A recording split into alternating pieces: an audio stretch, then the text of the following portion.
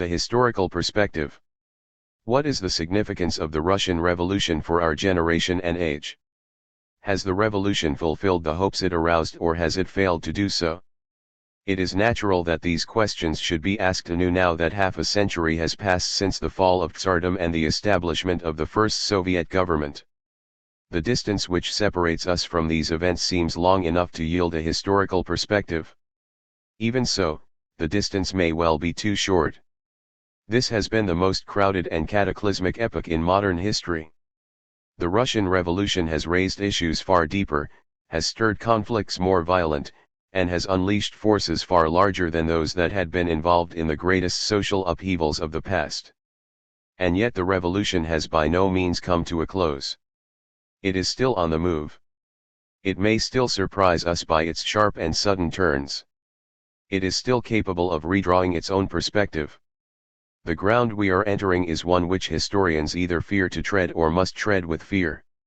To begin with, there is the fact, which we all take for granted, that the men who at present rule the Soviet Union describe themselves as the legitimate descendants of the Bolshevik Party of 1917.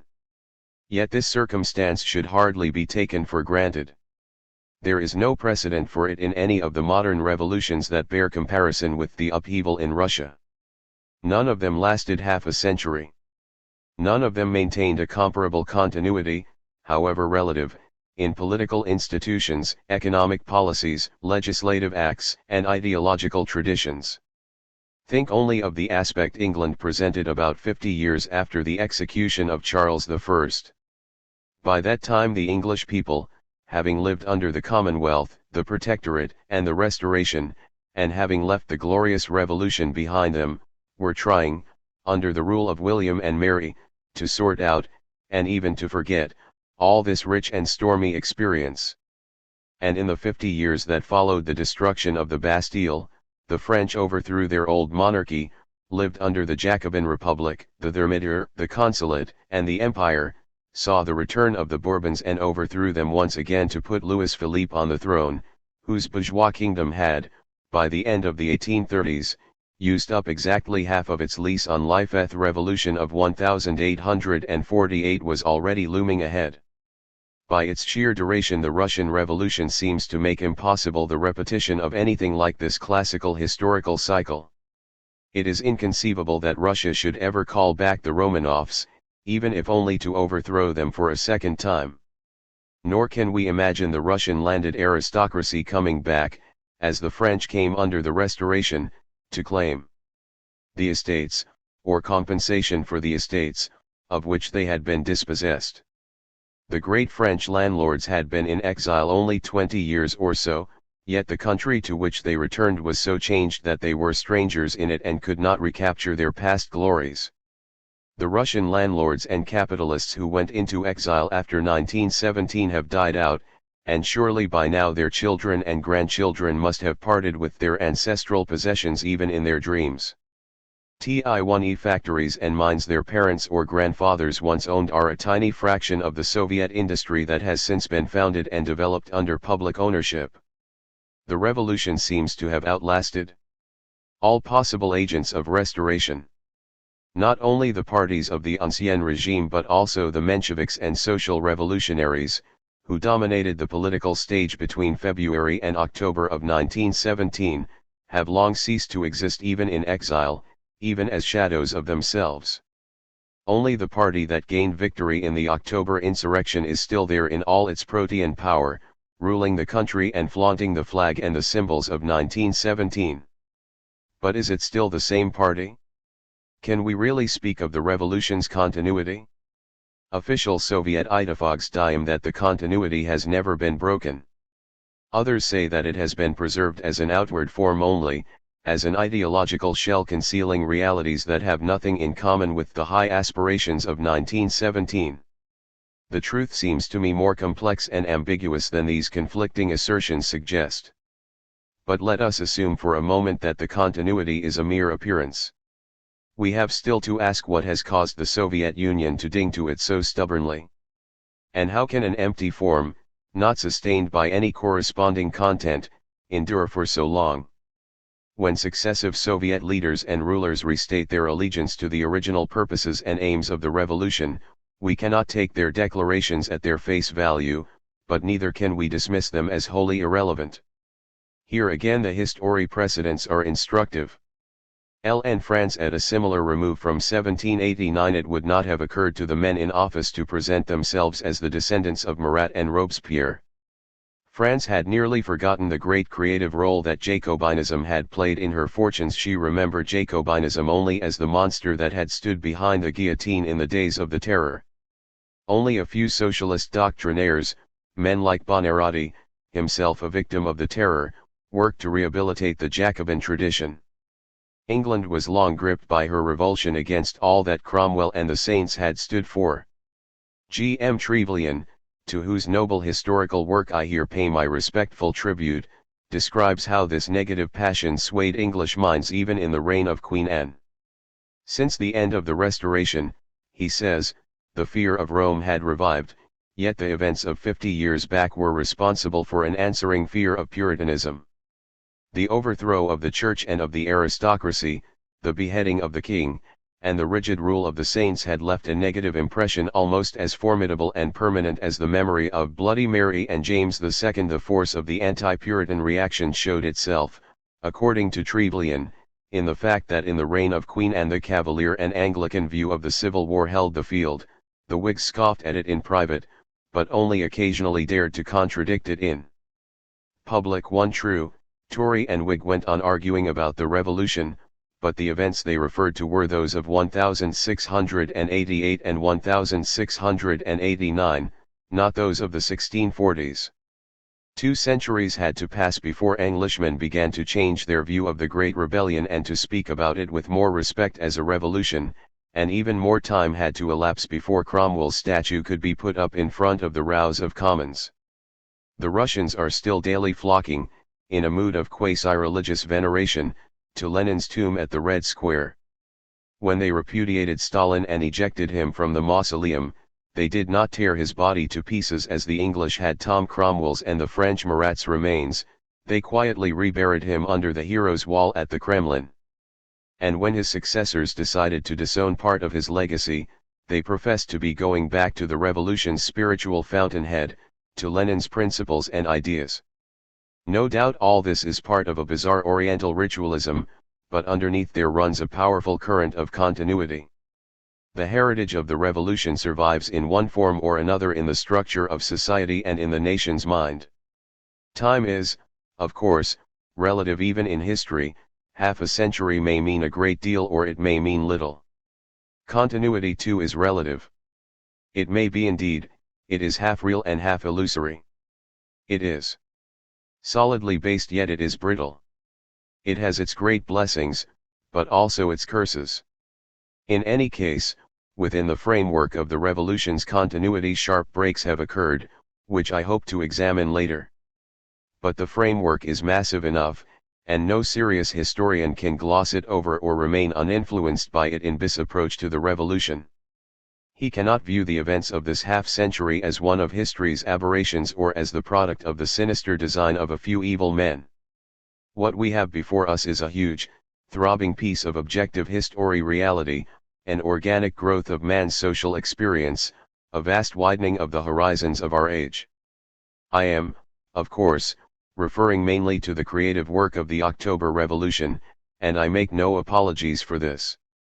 The February Revolution of 1917 holds its place in history only. American Samoa, the prelude to October. People of my generation have seen several such February revolutions.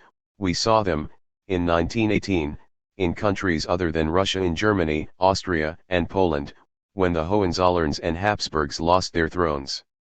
But who will speak nowadays of the German Revolution of 1918 as a major formative event of this century? It left intact the old social order and was a prelude only to the ascendancy of Nazism. If Russia had become similarly arrested in the February Revolution and produced, in 1917 or 1918, a Russian variety of the Weimar Republic, what reason is there to assume that we should have remembered the Russian Revolution today? And yet a few theorists and historians still view the October Revolution as an almost fortuitous event. Sorn argue that Russia might well have been spared the revolution if only the Tsar had been less obstinate in insisting on bis absolute prerogatives and if he had come to terms with the loyal liberal opposition.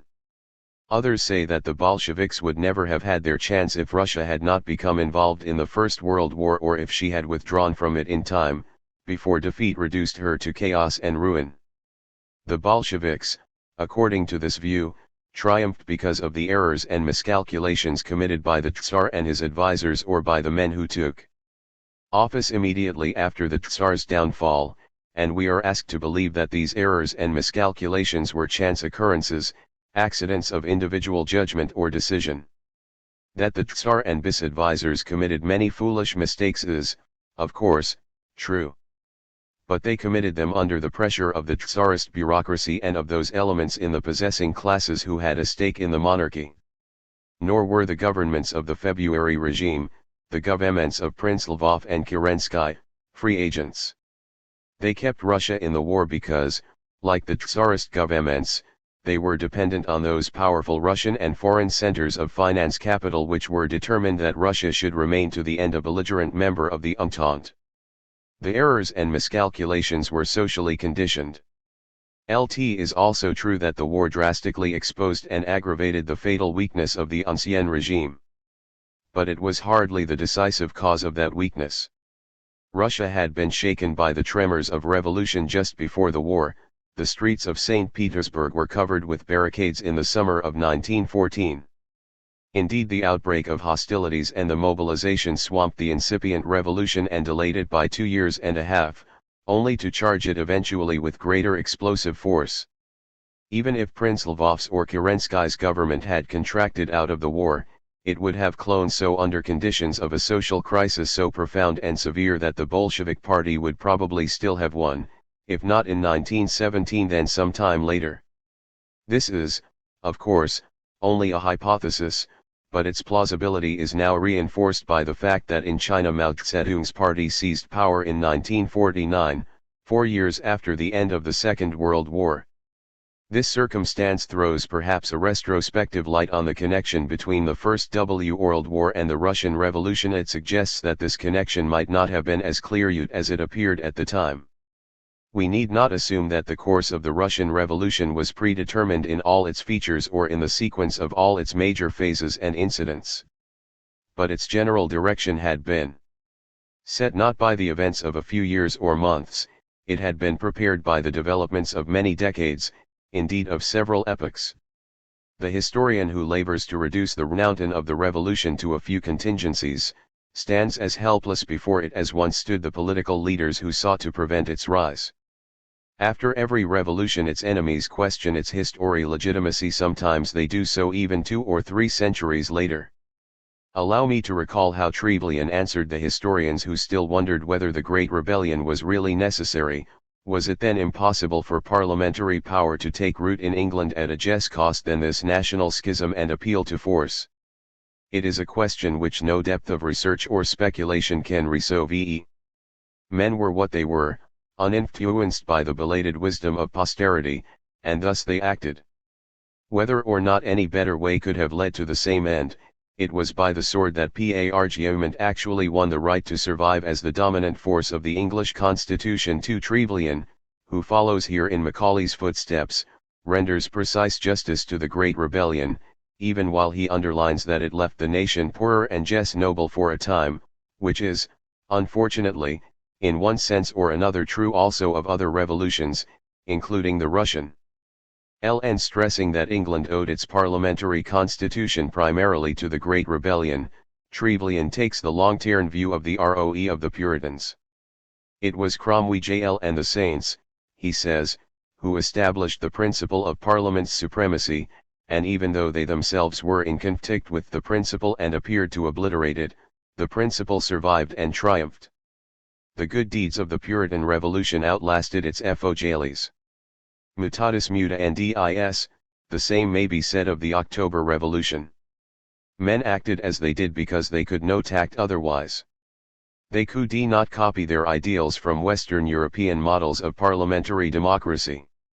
It was by the sword that They won for the councils of workers and peasants deputies and for socialism the right to survive as the dominant force in the Soviet constitution.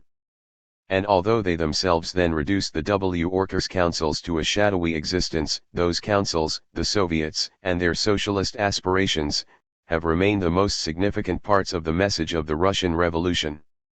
As for the French Revolution, its necessity was questioned or denied by a long line of thinkers and historians, from Burke, fearful of the Jacobin contagion, to Tocqueville, distrustful of any modem democracy, and Taine, horrified by the Commune of Paris, down to Madeleine, Bainville, and their disciples, some of whom laboured after 1940, under Marshal Pétain's encouraging gaze, to lay the ghost of the revolution.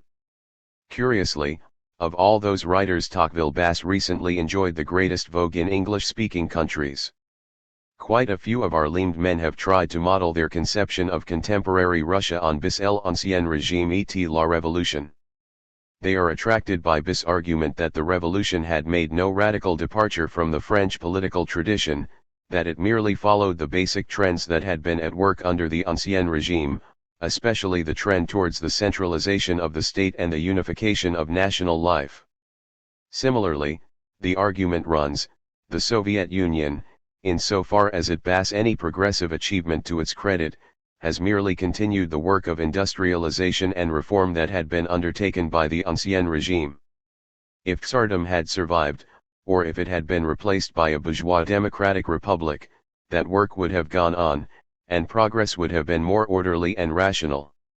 Russia might have become the world's second industrial power without having to pay the terrible price the Bolsheviks have exacted, without having to endure the expropriations, the terror, the low standards of living, and the moral degradation of Stalinism.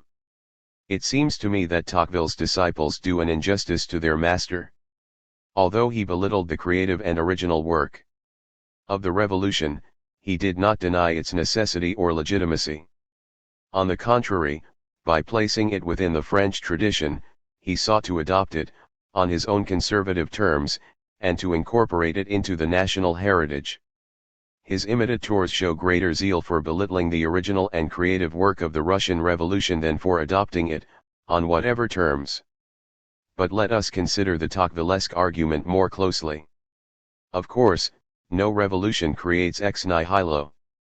Every revolution works in the social environment that has produced it and on the materials it finds in that environment. We are building a new order, Lenin liked to say, out of the bricks the old order has left us. Traditional methods of government, vital national aspirations, a style of life, habits of thought, and various accumulated factors of strength and weakness, these are the bricks. The past refracts itself through the innovating work of the revolution, no matter how bold the innovations. The Jacobins and Napoleon continued indeed to build the unitary and centralized state that the ancien régime had up to a point promoted. No one emphasized this more forcefully than Karl Marx in his 18th Brumaire, which appeared some years before Tocqueville's ancien régime. And it is equally true that Russia had made a real start in industrialization in the reign of the last two Tsars, without which the rapid entry of her industrial working class upon the political stage would not have been possible. Both countries thus achieved under the ancien régime some progress in various directions. This does not mean that the progress could go on in an orderly manner, without the gigantic disturbance of revolution. On the contrary, what was destroying the ancien régime was precisely the progress achieved under it. Far from making the revolution superfluous, it made it all the more necessary. The forces of progress were so constricted within the old order that they had to burst it. The French striving for the unitary state had been in chronic conflict with the barriers set to it by particularisms of feudal origin. France's growing bourgeois economy needed a single national market, a free peasantry, free movement of men and commodities, and the ancien régime could not satisfy these needs, except within the narrowest of limits. As a Marxist would put it, France's productive forces had outgrown her feudal property relations, and could no longer be contained within the shell of the Bourbon monarchy, which conserved and protected those relations. In Russia the problem was similar but more complicated. The efforts made in Tsarist times to modernize the fabric of national life were blocked by the heavy residuum of feudalism, the underdevelopment and weakness of the bourgeoisie, the rigidity of the autocracy, the archaic system of government, and, last but not least, by Russia's economic dependence on foreign capital. The great empire was, in the reign of the last Romanovs, half empire and half colony. Western shareholders owned 90% of Russia's mines, 50% of Bur chemical industry, over 40% of Bur engineering plants, and 42% of Bur banking stock. Domestic capital was scarce. The national income was far too small in relation to modern needs. More than half of it came from farming, which was utterly backward and contributed little to the accumulation of capital. Within limits the state provided, out of taxation, the sinews of industrialization. It built the railways, for instance. But in the main it was on foreign capital that industrial expansion depended. Foreign investors, however, had no continuous interest in plowing back their high dividends into Russian industry, especially when the vagaries of a self-willed bureaucracy and social unrest deterred them. Russia could achieve the industrial take-off, to use Professor Rostow's term, only by drawing on the resources of Bur agriculture and through the extraordinary exertions of Bur own workers. None of these requirements could be fulfilled under the Ancien regime. The Tsarist governments were too strongly dependent on Western finance capital to assert Russia's national interests against it, and they were too feudal in their background and social connections to release farming from the paralyzing grip of the landed aristocracy, from whose milieu came even the prime minister of the First Republican government of 1917. And none of the pre-Bolshevik governments had the political strength and moral authority to obtain from the working class the exertions and sacrifices that industrialization demanded in any circumstances. None had the outlook, the determination, and the modern mind that the task required. Count Witt, with his ambitious schemes for reform, was the exception that confirmed the rule, and he, as Prime Minister and Minister of Finance, was almost boycotted by the Tsar and the bureaucracy. It seems inconceivable that any regime not inherently revolutionary should have been able to raise a semi-illiterate peasant nation to anything approaching the present level of Soviet economic development and education.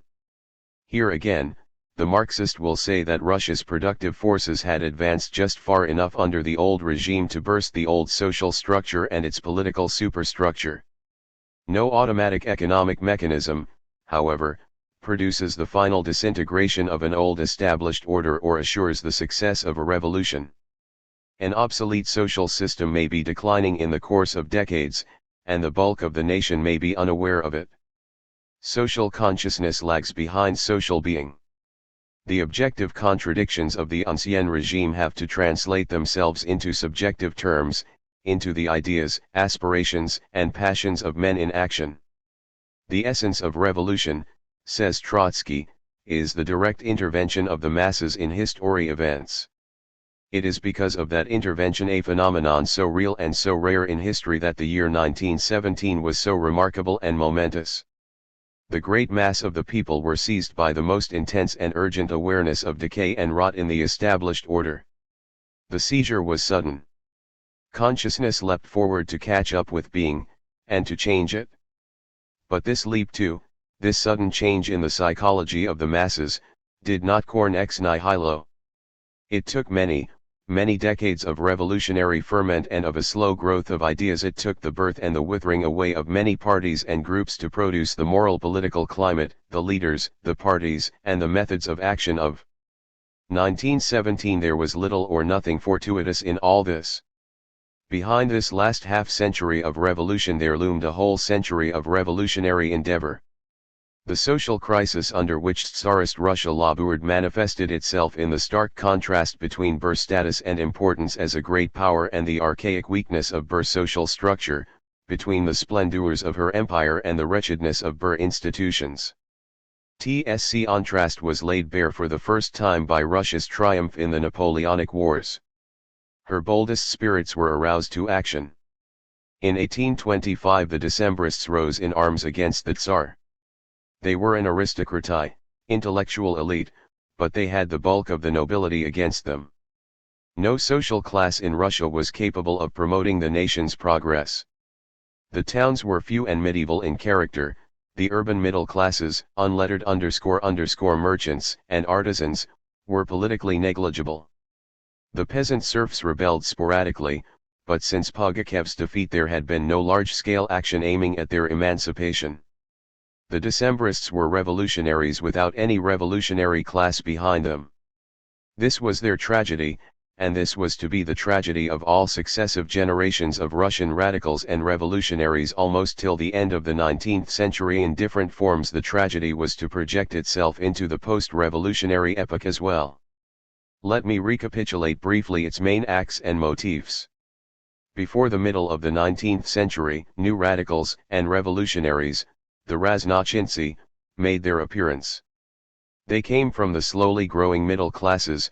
Many were children of civil servants and priests. They too were revolutionaries in search of a revolutionary class. The bourgeoisie was still negligible. The civil servants and priests were terrified of their rebellion sons. The peasantry was apathetic and passive. Only a section of the nobility favored some reform, namely, the landlords who, eager to adopt modern methods of farming or to engage in industry and trade, wished to see serfdom abolished and the administration of the state and education liberalized. When Alexander IL, yielding to their persuasion, abolished serfdom, he thereby secured for the dynasty the peasantry's unwavering allegiance for decades ahead. The 1861 Act of Emancipation thus isolated again the radicals and the revolutionaries and, in effect, postponed revolution by over half a century. Yet the land problem remained unresolved. The serfs had been freed, but had received no land, and they had to contract heavy debts and servitudes, and to become sharecroppers, in order to be able to till the land. The nation's way of life remained anachronistic. This state of affairs and the oppressiveness of the autocracy drove ever new men of the intelligentsia to revolt, to produce new ideas, and to experiment with ever new methods of political struggle. Each successive group of revolutionaries drew its strength only from itself, for each an impasse waited at the end of its road. The Narodniks or populists, inspired by Herzen and Bakunin, Khemishevsky and Lavrov, were objectively the peasantry's militant vanguard. But when they appealed to the muzhiks and tried to open their eyes to the fraud of the emancipation and to the new manner in which the Tsar and the landlords kept them in subjection, the ex-serfs refused to budge or even to listen. Not rarely. They delivered the Narodniks into the hands of the gendarmes. An oppressed social class, with great revolutionary potentialities, thus betrayed its own revolutionary elite. The successors of the Narodniks, the Narodnovoltsi, abandoned the apparently hopeless search for a revolutionary popular force in society. They decided to act alone as the trustees of an oppressed and mute people. Their politically inspired terrorism took the place of the agrarian populism of their predecessors. The propagandist or agitator of the previous era, who went out to the people or even tried to settle among the peasants, was replaced by the lonely, taciturn, heroic conspirator, with the suggestion of a Superman, who determined to vanquish or perish, took upon himself the task the nation was unable to accomplish. The circle whose members assassinated Alexander II in 1881 consisted of fewer than 20 men and women.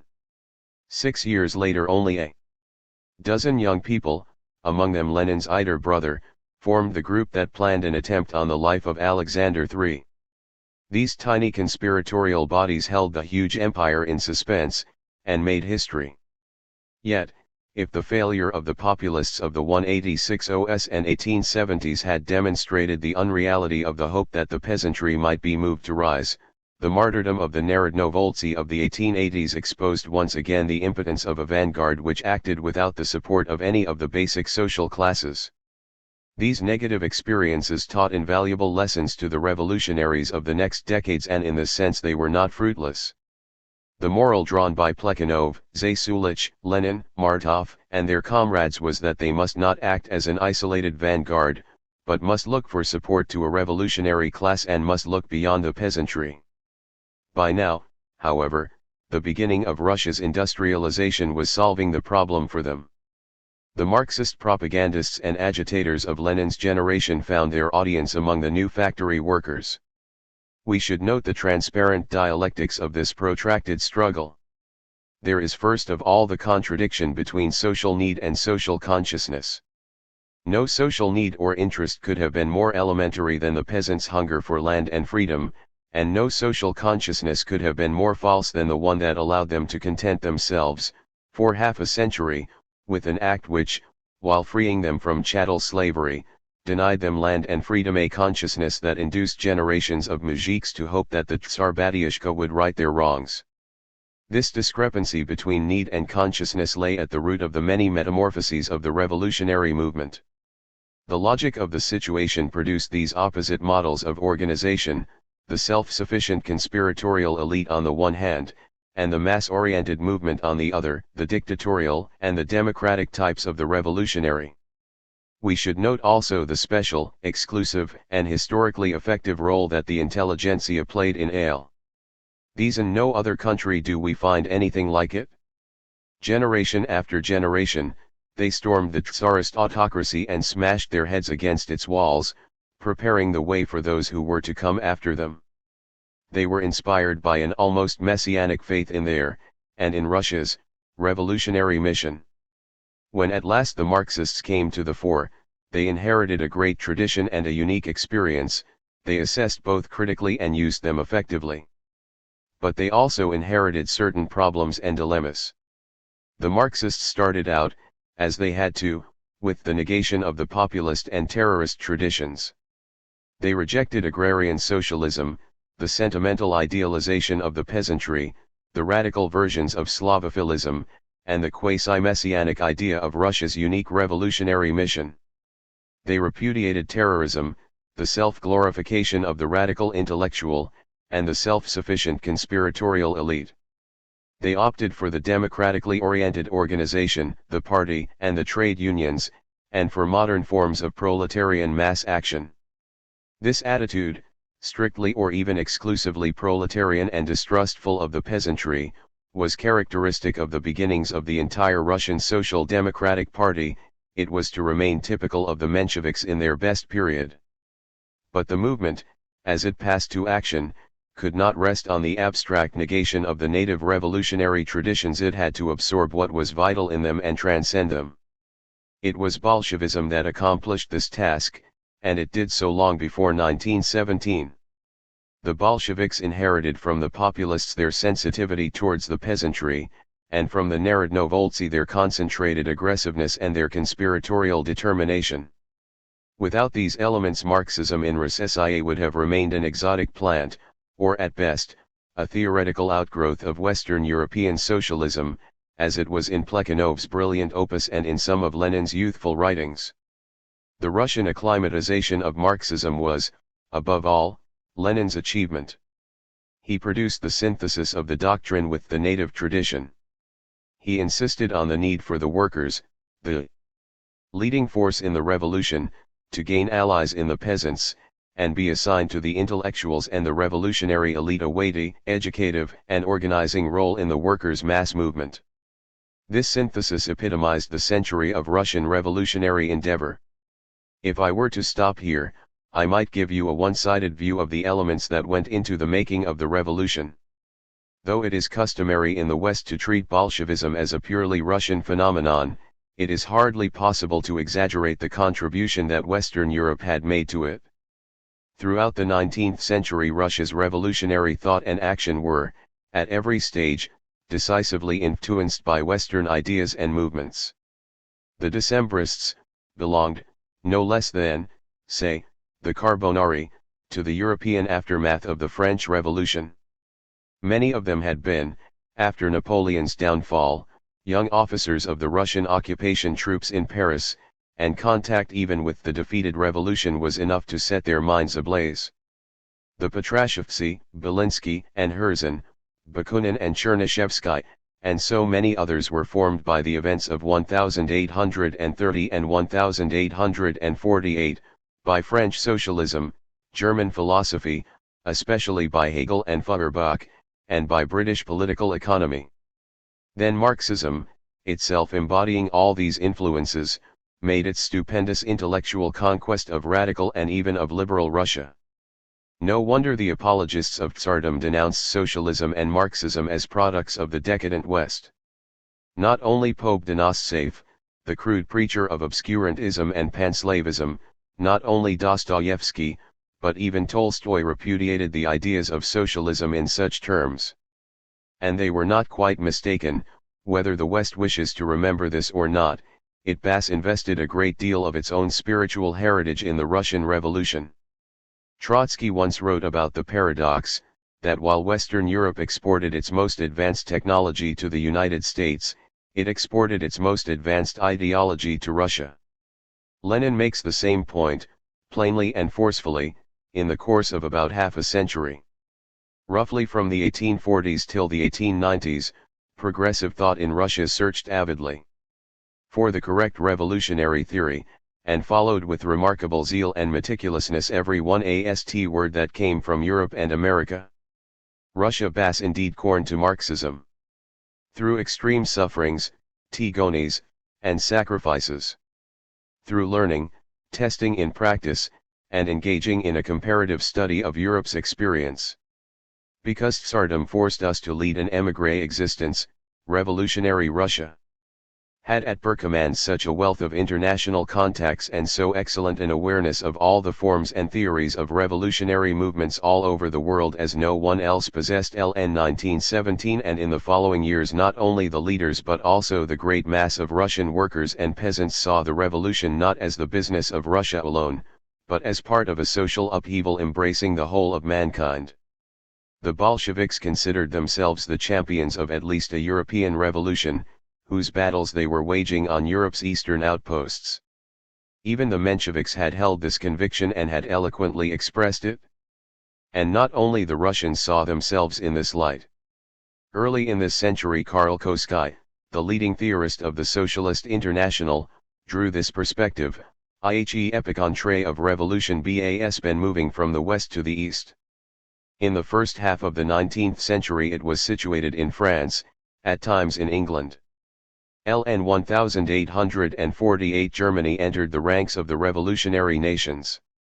Now the Slavs join their ranks, and the center of gravity of revolutionary thought and action is more and more shifting to Russia. Russia, having taken over so much revolutionary initiative from the West, may now in turn become a source of revolutionary energy for the West. Kosky remarked on the contrast with the situation in 1848, when the People's Spring in Western Europe was nipped by the barred frost from Russia. Now the storm from Russia might help to clear the air in the West. Kosky wrote this in 1902 for Iskra, of which Lenin was co-19 editor, and his words made such an impression on Lenin that nearly 20 years later he quoted them with irony delight against their author, now outraged by the fulfillment of this forecast. The forecast was in fact even more portentous than either Kosky or Lenin perceived. We have seen how in our time the epicentre of revolution base shifted even farther to the east, from Russia to China. A historian with a flair for the grand generalization might extrapolate the perspective sketched by Kosky and draw a more sweeping line, illustrating the eastward advance of the revolution in the course of 3 centuries. The line might start in Puritan England, traverse the whole of Europe, sweep on to China, and finally touch the southeastern fringes of Asia. However, such a graph may be misleading. It may suggest too linear and too strongly predetermined a course of history. But in whatever degree the course was determined or not, it clearly, had its inner coherence and logic. Goethe once said that the history of knowledge is a great fugue, in which the voices of the various nations appear one after another. One might say the same of the history of revolution. It is not the world's symphony some of the great revolutionaries had hoped for. Nor is it the medley of discordant solos, the cacophony the Philistines hear. It is rather the great fugue in which the voices of the various nations, each with its own hopes and despairs, enter one after another. Breaks in revolutionary continuity. In 1917 Russia lived through the last of the great bourgeois revolutions and the first proletarian revolution in European history. The two revolutions merged into one. Their unprecedented coalescence imparted extraordinary vitality and élan to the new regime, but it was also the source of severe strains and stresses and cataclysmic convulsions. I should perhaps give here, at the risk of stating the obvious, a brief definition of bourgeois revolution. The traditional view, widely accepted by Marxists and anti-Marxists alike, is that in such revolutions, in Western Europe, the bourgeoisie played the leading part, stood at the head of the insurgent people, and seized power. This view underlies many controversies among historians. The recent exchanges, for instance, between Professor Hugh Trevor Roper and Mr. Christopher Hill on whether the Cromwellian Revolution was or was not bourgeois in character. It seems to me that this conception, to whatever authorities it may be attributed, is schematic and historically unreal. From it one may well arrive at the conclusion that bourgeois revolution is almost a myth, and that it has hardly ever occurred, even in the West. Capitalist entrepreneurs, merchants, and bankers were not conspicuous among the leaders of the Puritans or the Command 21 ers of the Ironsides, in the Jacobin Club or at the head of the crowds that stormed the Bastille or invaded the Tuileries. Nor did they seize the reins of government during the Revolution or for a long time afterwards, either in England or in France. The lower middle classes, the urban poor, the plebeians, and sans-culottes made up the big insurgent battalions. The leaders were mostly gentlemen farmers in England and lawyers, doctors, journalists, and other intellectuals in France. Here and there the upheavals ended in military dictatorship. Yet the bourgeois character of these revolutions will not appear at all mythical, if we approach them with a broader criterion and view their general impact on society. Their most substantial and enduring achievement was to sweep away the social and political institutions that had hindered the growth of bourgeois property and of the social relationships that went with it. When the Puritans denied the Crown the power of arbitrary taxation, when Cromwell secured for English one-ish shipowners a monopolistic position in England's trading with foreign countries, and when the Jacobins abolished feudal prerogatives and privileges, they created, often unknowingly, the conditions in which manufacturers, merchants, and bankers were bound to gain economic predominance and, in the long run, social and even political supremacy. Bourgeois revolution creates the conditions in which bourgeois property can flourish. In this, rather than in the particular alignments during the struggle, lies its differentia specifica. It is in this sense that we can characterize the October Revolution as a combination of bourgeois and proletarian revolutions, though both were accomplished under Bolshevik leadership. Current Soviet historiography describes the February Revolution as bourgeois and reserves the label proletarian for the October insurrection. This distinction is made by many Western historians too and is justified on the ground that in February, after the Tsar's abdication, the bourgeoisie seized power. In truth, the combination of the two revolutions had already appeared in February, but in a shadowy form. The Tsar and bis last government were brought down by a general strike and a mass insurrection of workers and soldiers who at once created their councils or Soviets, the potential organs of a new state. Prince Lvov, Miliukov, and Kerensky took power from the hands of a confused and groping Petrograd Soviet, which willingly yielded it to them, and they exercised it only for as long as the Soviets tolerated them. But their governments carried out no major act of bourgeois revolution. Above all, they did not break up the aristocracy's landed estates and give land to the peasants. Even as a bourgeois revolution, the February Revolution was manqué. All this underlines the prodigious contradiction with which the Bolsheviks undertook to cope when in October they promoted and directed the double upheaval. The bourgeois revolution over which they presided created conditions which favored the growth of bourgeois forms of property. The proletarian revolution they accomplished aimed at the abolition of property. The main act of the former was the sharing out of the aristocracy's land. This created a wide potential base for the growth of a new rural bourgeoisie. The peasants who had been freed from rents and debts and had enlarged their farms were interested in a social system that would offer security to their holdings. Nor was this a matter only of capitalist farming. Rural Russia was, as Lenin put it, the breeding ground of capitalism at large. Many of Russia's industrial entrepreneurs and merchants had been of peasant stock, and, given time and favorable circumstances, the peasantry might have bred a far more numerous and modern class of entrepreneurs. All the more irony was it that in 1917 none of the bourgeois parties, not even the moderate socialists, dared to sanction the agrarian revolution which was developing spontaneously, with elemental force, for the peasants were seizing the aristocracy's land long before the Bolshevik insurrection. Terrified by the dangers that threatened property in town, the bourgeois parties refused to undermine property in the country. The Bolsheviks, and the left social revolutionaries, alone placed themselves at the head of the agrarian revolts. They knew that without the upheaval in the country the proletarian revolution would be isolated in town and defeated. The peasants, afraid of a counter-revolution that might bring back the landlords, thus acquired a stake in the Bolshevik regime. But from the outset the socialist aspects of the revolution aroused their misgivings, fears, or hostility. The socialist revolution was supported wholeheartedly by the urban working class. But this was a small minority of the nation. Altogether 1/6 of the population, 20-odd million people, lived in the towns, and of these only half or so could be described as proletarian. The hardcore of the working class consisted at the most of about 3 million men and women employed in modern industry. Marxists had expected the industrial workers to be the most dynamic force in capitalist society, the main agents of socialist revolution. The Russian workers more than justified this expectation.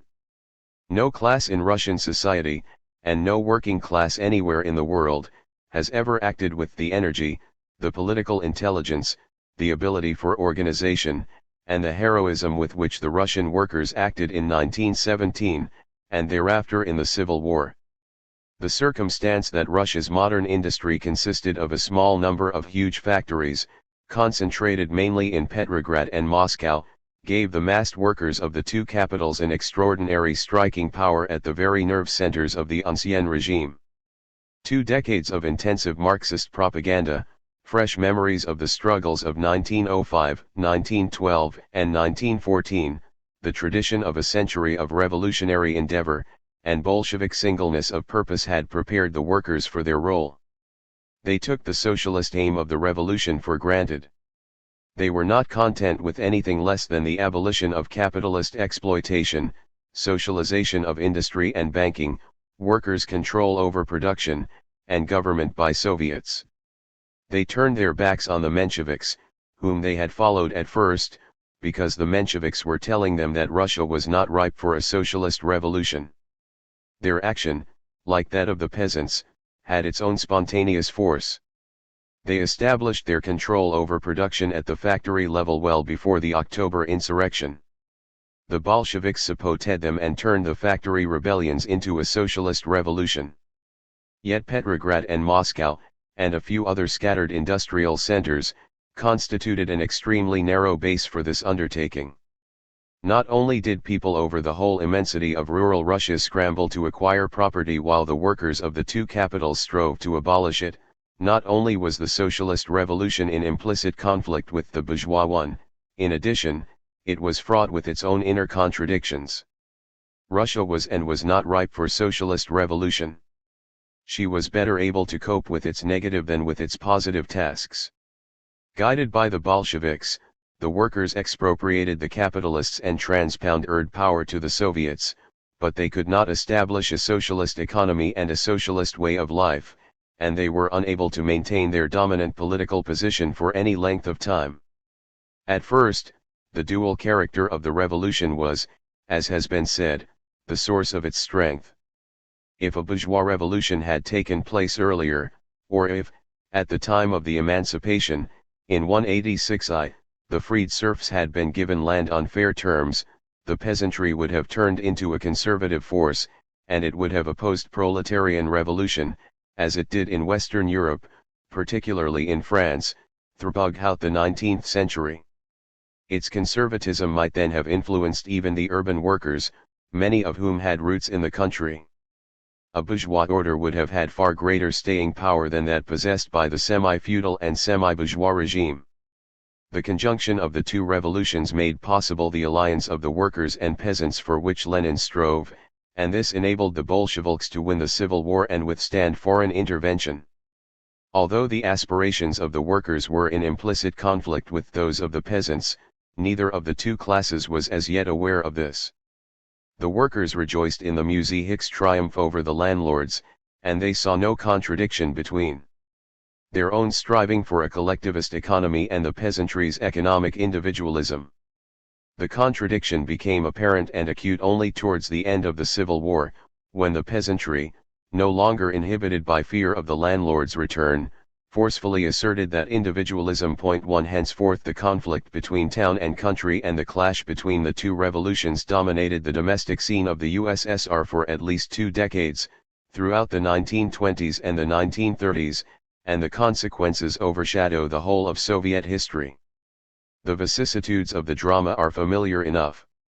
Lenin, in his last years, attempted to resolve the dilemma peacefully, by means of the new economic policy and a mixed economy, but by 1927 or 1928 the attempt had failed. Stalin then sought to resolve the conflict forcibly and embarked on the so-called wholesale collectivization of farming. He divorced the socialist revolution from the bourgeois one by annihilating the latter. Karl Marx and his disciples had hoped that proletarian revolution would be free of the feverish convulsions, the false consciousness, and the fits of irrationality that had characterized the course of bourgeois revolution. They had, of course, in mind socialist revolution in its pure form, and they assumed that it would take place in advanced industrial countries, on a high level of society's economic and cultural development. It is all too easy, but it is also irrelevant to contrast these confident hopes with the welter of irrationality in this half-century of Soviet history. Much of the irrationality has originated in the contradictions between Russia's two revolutions, for these produced a long series of crises which could not be managed by normal methods of statecraft, political accommodation, or maneuver. The combination of the two revolutions became the source of Soviet weakness. The irrationality of the Puritan and Jacobin revolutions arose largely out of the clash between the high hopes of the insurgent peoples and the bourgeois limitations of those revolutions. To the insurgent masses no revolution is ever bourgeois. They fight for freedom and equality or for the brotherhood of men and the commonwealth. The crisis comes when the possessing classes grow impatient to have the full benefit of the gains the revolution has brought them and to accumulate wealth. As the revolution constricts them in this, they contract out of it, or seek to bring it to a halt, just when the plebeian masses, desperate from privation or hunger, press for more radical social changes. This was what happened in France, at the decline of Jacobinism, when the nouveau riches clamoured for the abolition of the maximum and for free trade. The plebeians then discovered that their revolutionary conquests were shams, that liberté was merely the laborer's liberty to sell his labor force, and that égalité meant that he could bargain with his employer at the labor market on nominally equal terms. In England that was the moment when the diggers and the levellers discovered the power of property in the Commonwealth. Cruel disillusionment sets in. Cleavages appear in the party of the revolution. The leaders are Tom Bike and Flo. Isting loyalties. And the intensity of passion and action, which was the revolution's creative force during its ascendancy, turns into a destructive force in the period of stagnation and decline. We find much of this also in Russia early enough, immediately after the Civil War, when the peasantry forced Lenin's government to proclaim respect for private property and reintroduce free trade, while the workers' opposition denounced this as a betrayal of socialism and clamored for equality. The predicament of the Russian Revolution became even graver because Russia was also caught up in the contradictions inherent in any socialist revolution occurring in an underdeveloped country. Marx speaks of the embryo of socialism that grows and matures within the womb of bourgeois society. In Russia, it may be said, the socialist revolution intervened at a very early stage of the pregnancy, long before the embryo bud had the time to mature. The outcome was not a stillbirth, but neither was it the viable body of socialism. You may wonder what exactly do Marxists mean by this metaphor? The question is certainly relevant to our theme and incidentalito the problems of Western society as well. Marx describes how modern industry, having replaced the independent craftsmen, artisans, and farmers by hired workers, has changed thereby the whole process by which man stains his life, the process of production, transforming it from a mass of disjointed individual pursuits into the collective and aggregate activity of great numbers of associated producers. With division of labor and technological advance, our productive forces grow increasingly interdependent, and they become, or tend to become, socially integrated on the national or even on the international scale. This precisely is the socialization of the productive process, the embryo of socialism within the womb of capitalism. This type of productive process calls for social control and planning. Private ownership or control is at odds with it. Private control, even as exercised by the big modem corporations, sectionalizes and disorganizes an essentially integrated social mechanism, which needs to be actually and rationally integrated. The Marxist case against capitalism rests largely, though not exclusively, on this argument. So does its case for socialism. It sees in the full development of the social character of the productive process the major historic precondition of socialism. Without it, socialism would be a castle in the air. To try to impose social control on a mode of production which is not inherently social is just as incongruous and anachronistic as it is to maintain private or sectional control over the productive process that is social. In Russia, this basic precondition of socialism was lacking, as it must be lacking in any underdeveloped country. Farming, in which more than 3/4 of the people earned their living, was atomized into 23 or 24 million small holdings, controlled by the spontaneous forces of the market. Nationalized industry was a small enclave in this primitive and anarchy economy. This meant that Russia did not possess another essential prerequisite of socialism, an abundance of goods and services which society must have if it is to meet on a high level of civilization the needs of its members in any manner approaching equality. Not so long ago, Russian industry could not even turn out the goods that any modern nation requires for its normal functioning. Yet socialism cannot be founded on want and poverty. Against these all its aspirations are powerless. Scarcity inexorably breeds inequality. Where there is not enough food, clothing, and housing for all, a minority will grasp what it can, while the rest go hungry, clothed in rags and crowded in slums. All this was bound to happen in Russia. In addition, the real starting point was one of utter disaster. After the years of World War, Civil War, and foreign intervention, the little industry that Russia had possessed collapsed into ruin. Machinery and stocks were used up. Economically, the nation was thrown back by more than half a century. Townspeople burnt their furniture to warm their dwellings. Scores of millions of peasants were hit by famine and wandered over the country in search of food. The few million workers who had manned the barricades in 1917 had become dispersed and, as a coherent social force, ceased to exist. The bravest had perished in the Civil War, many had taken up posts in the new administration, army, and police, great numbers had fled from the famished cities, and the few who stayed behind spent more time trading than working, became déclassés, and were swallowed up by the black markets. These were the formative circumstances at the time when the Bolsheviks, in the early 1920s, were trying to give shape to their regime and consolidate it. In doing so, they could not rely on the class of which they had considered themselves the vanguard, the class that was supposed to be the master in the new state, the mainstay of the new democracy, the chief agent of socialism. That class had physically and politically faded out.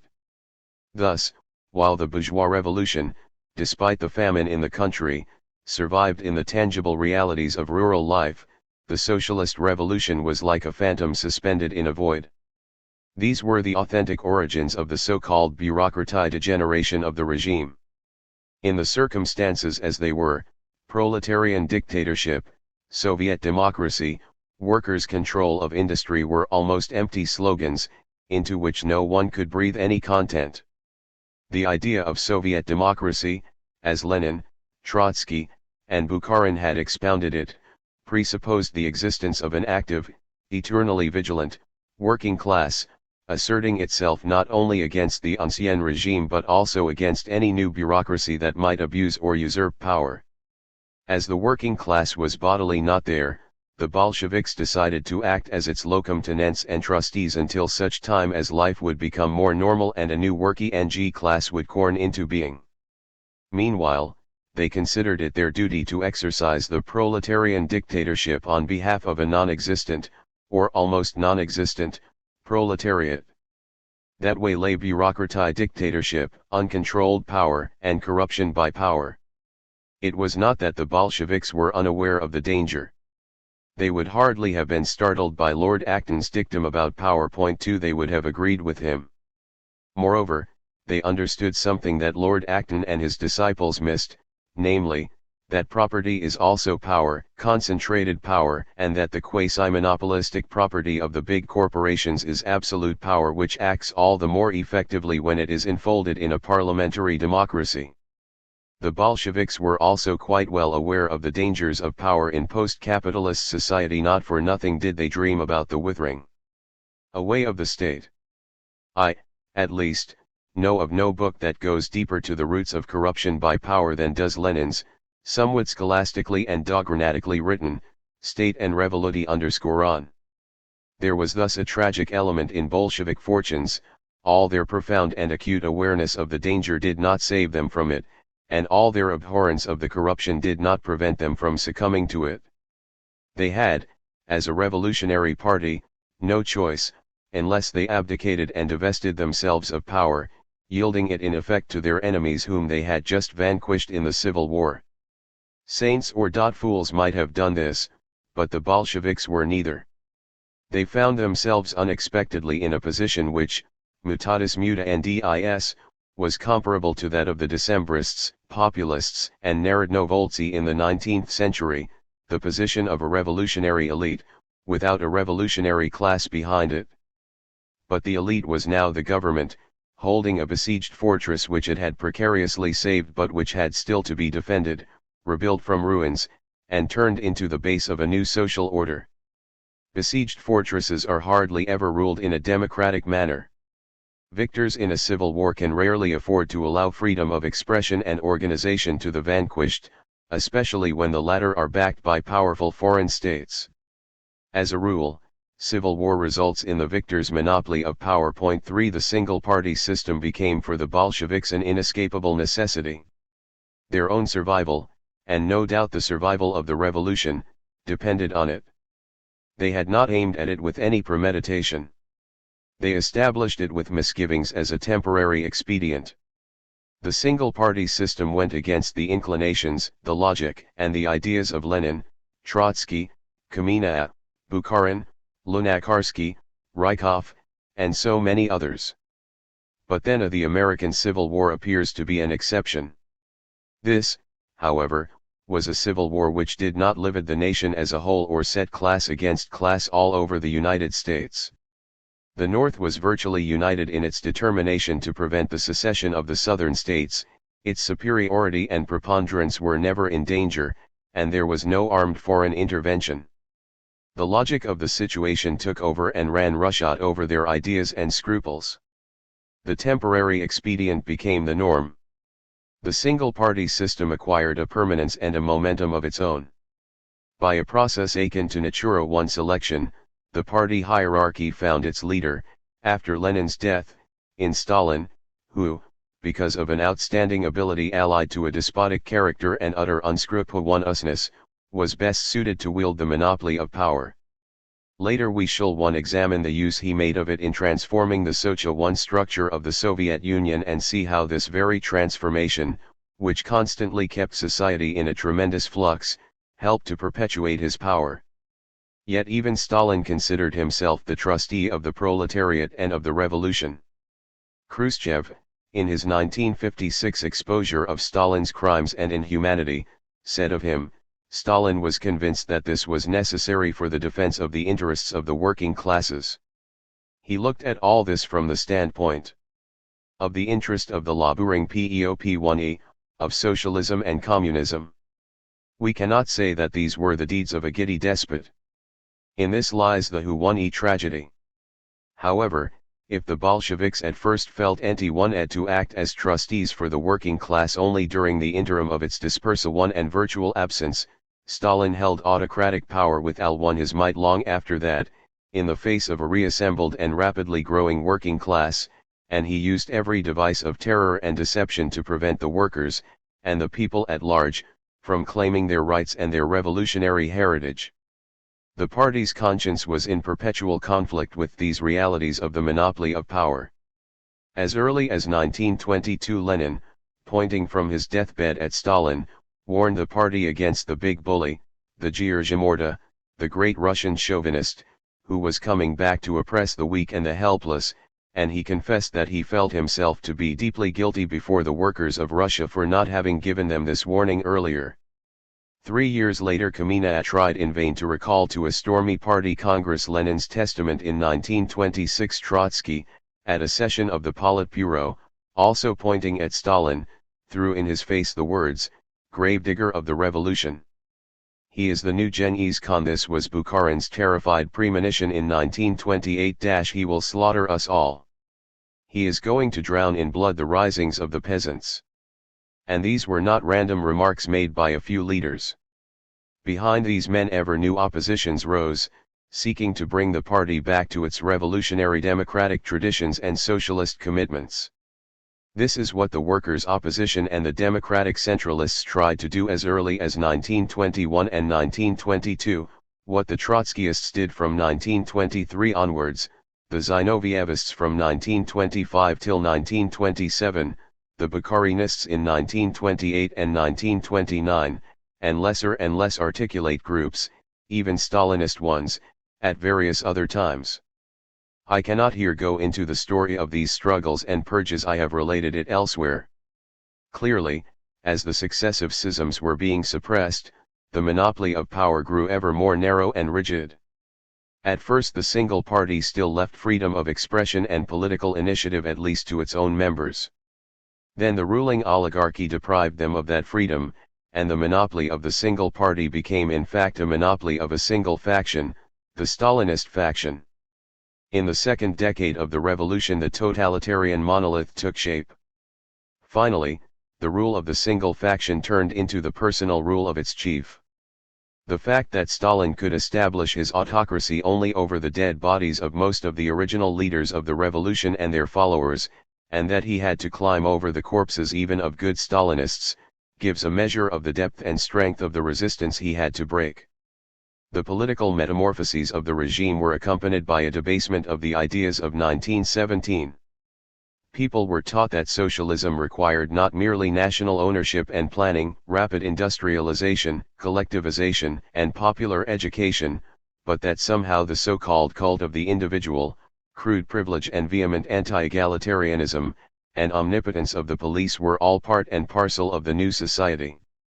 Marxism, the most critical and irreverent of doctrines, was emptied of its content and reduced to a set of sophisms or quasi-ecclesiastical canons, designed to justify every one of Stalin's decrees and every one of his pseudo-theoretical whims.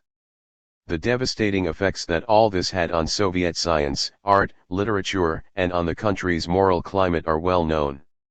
And, as Stalin_Skorinism was, over 3 decades, the official doctrine of a world organization, this debasement of socialism and Marxism had momentous repercussions in the international field as well, especially in the Western labor movement, and I intend to examine these in a different context.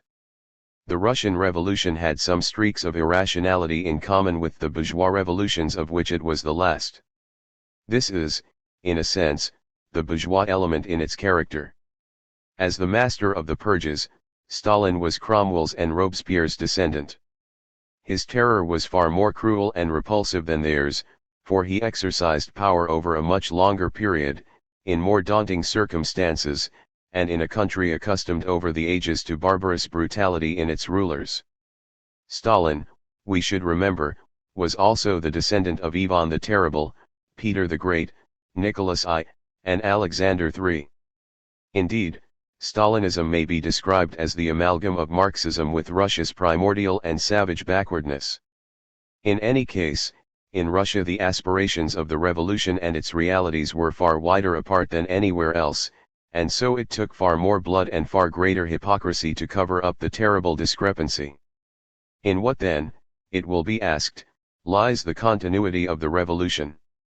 What reality has it after all these political and ideological metamorphoses, after so many eruptions of terror and other cataclysms?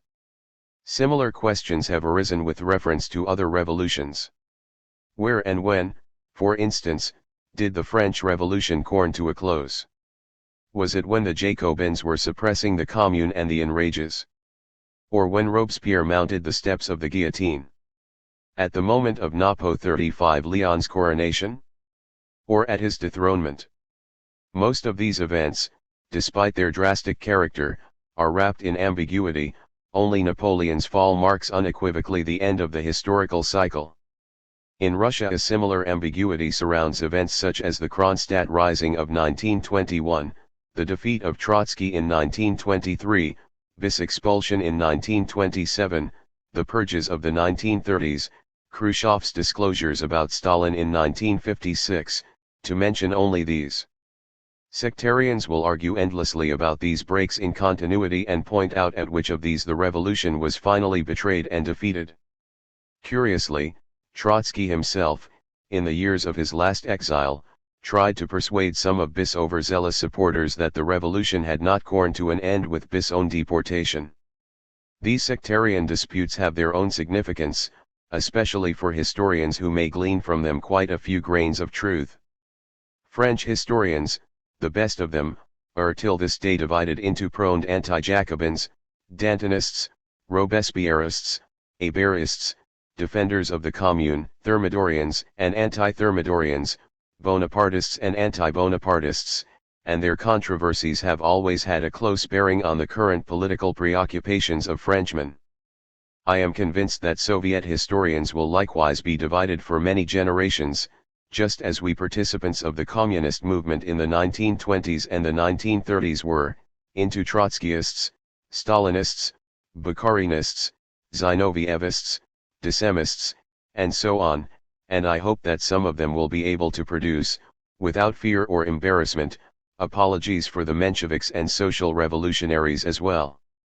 But the question about the continuity of the revolution is not resolved in such disputes, it transcends them.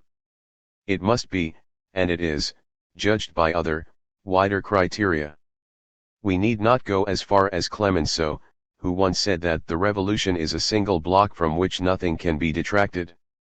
But something may be said for the Clemenceau approach, even though the block is an alloy with a great deal of base metal in it. One way of dealing with our problem is to say that the contemporaries of a revolution acknowledge its continuity by the attitudes they take up towards it, by their policies and deeds. They do so in our time as well. The Great Divide of 1917 still looms as large as ever in the consciousness of mankind. To our statesmen and ideologues, and even to ordinary people, the issues posed by it are still unresolved. And the fact that the rulers and leaders of the Soviet Union have never stopped invoking their revolutionary origins, has also had its logic and its consequences. All of them, including Stalin, Khrushchev, and Khrushchev's successors, have had to cultivate in the minds of their people the sense of the revolution's continuity. They have had to reiterate the pledges of 1917, even while they themselves were breaking them, and they have had to restate, again and again, the Soviet Union's commitment to socialism. These pledges and commitments have been inculcated into every new generation and age group, at school and in the factory. The tradition of the revolution has dominated the Soviet system of education. This in itself is a potent factor of continuity. True enough, the pattern of the education is designed to conceal the breaks in continuity, to falsify history, and to explain away its contradictions and irrationalities. Yet, despite all this, the educational system has constantly reawakened in the mass of the people an awareness of their revolutionary heritage. Behind these ideological and political phenomena there is the real continuity of a system based on the abolition of private ownership and the complete nationalization of industry and banking. All the changes in government, party leadership, and policies have not affected this basic and inviolable conquest of October. This is the rock on which the ideological continuity rests. Property relations or forms of ownership are not a passive or indifferent factor in the development of society.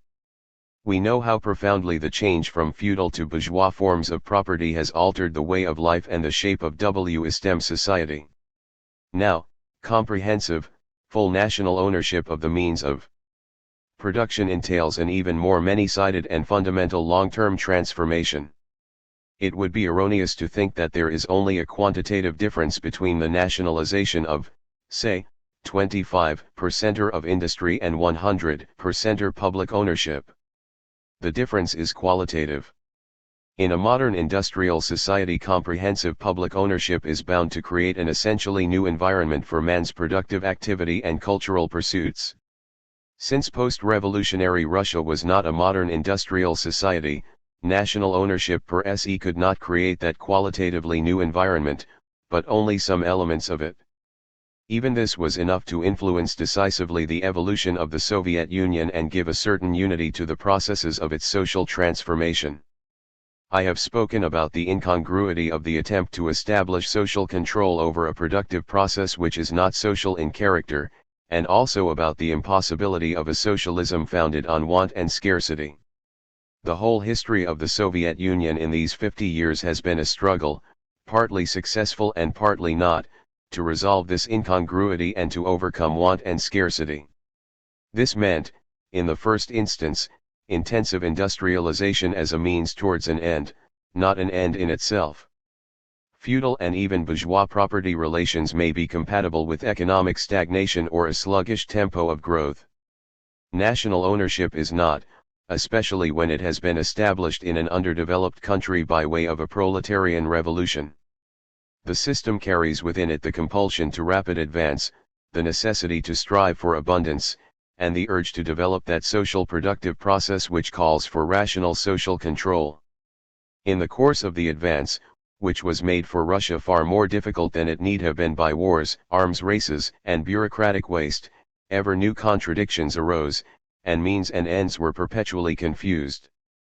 As national wealth was being accumulated, the mass of consumers, who are also the producers, were exposed to continued and even aggravated want and poverty, and bureaucratic control over every aspect of national life substituted itself for social control and responsibility.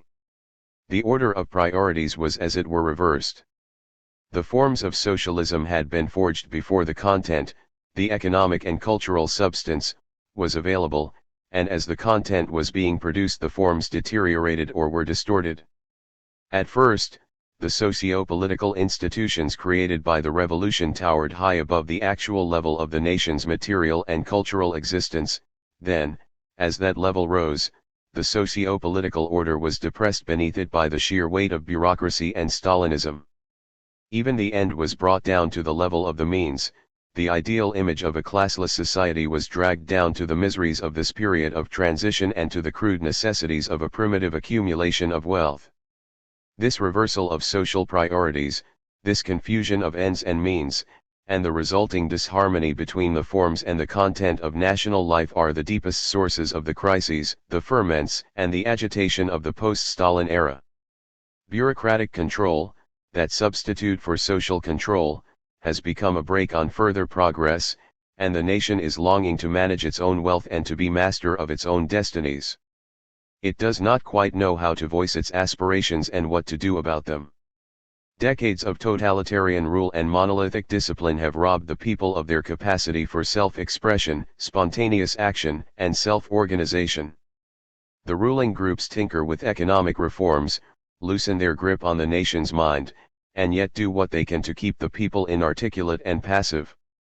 These are the limits of the official de-Stalinization, behind which there lurks an unofficial de-Stalinization, a widespread expectation of root and branch change.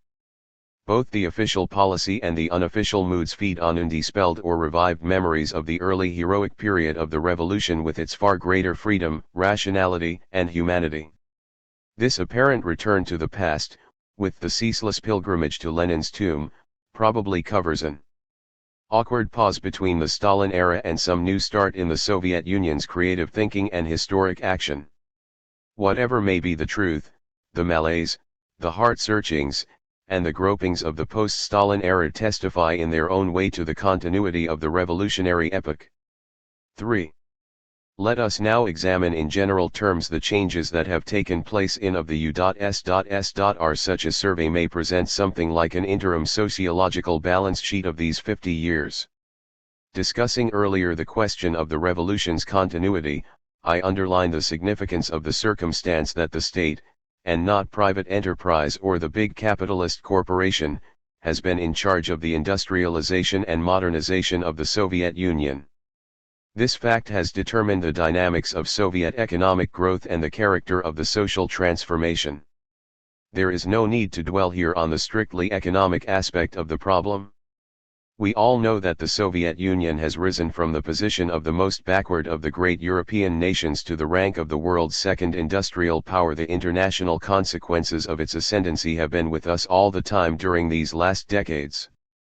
Still, I must confess, as one of those who witnessed at close quarters the early phases of this rise and the appalling difficulties that attended it, that I have not accustomed myself to take the outcome for granted.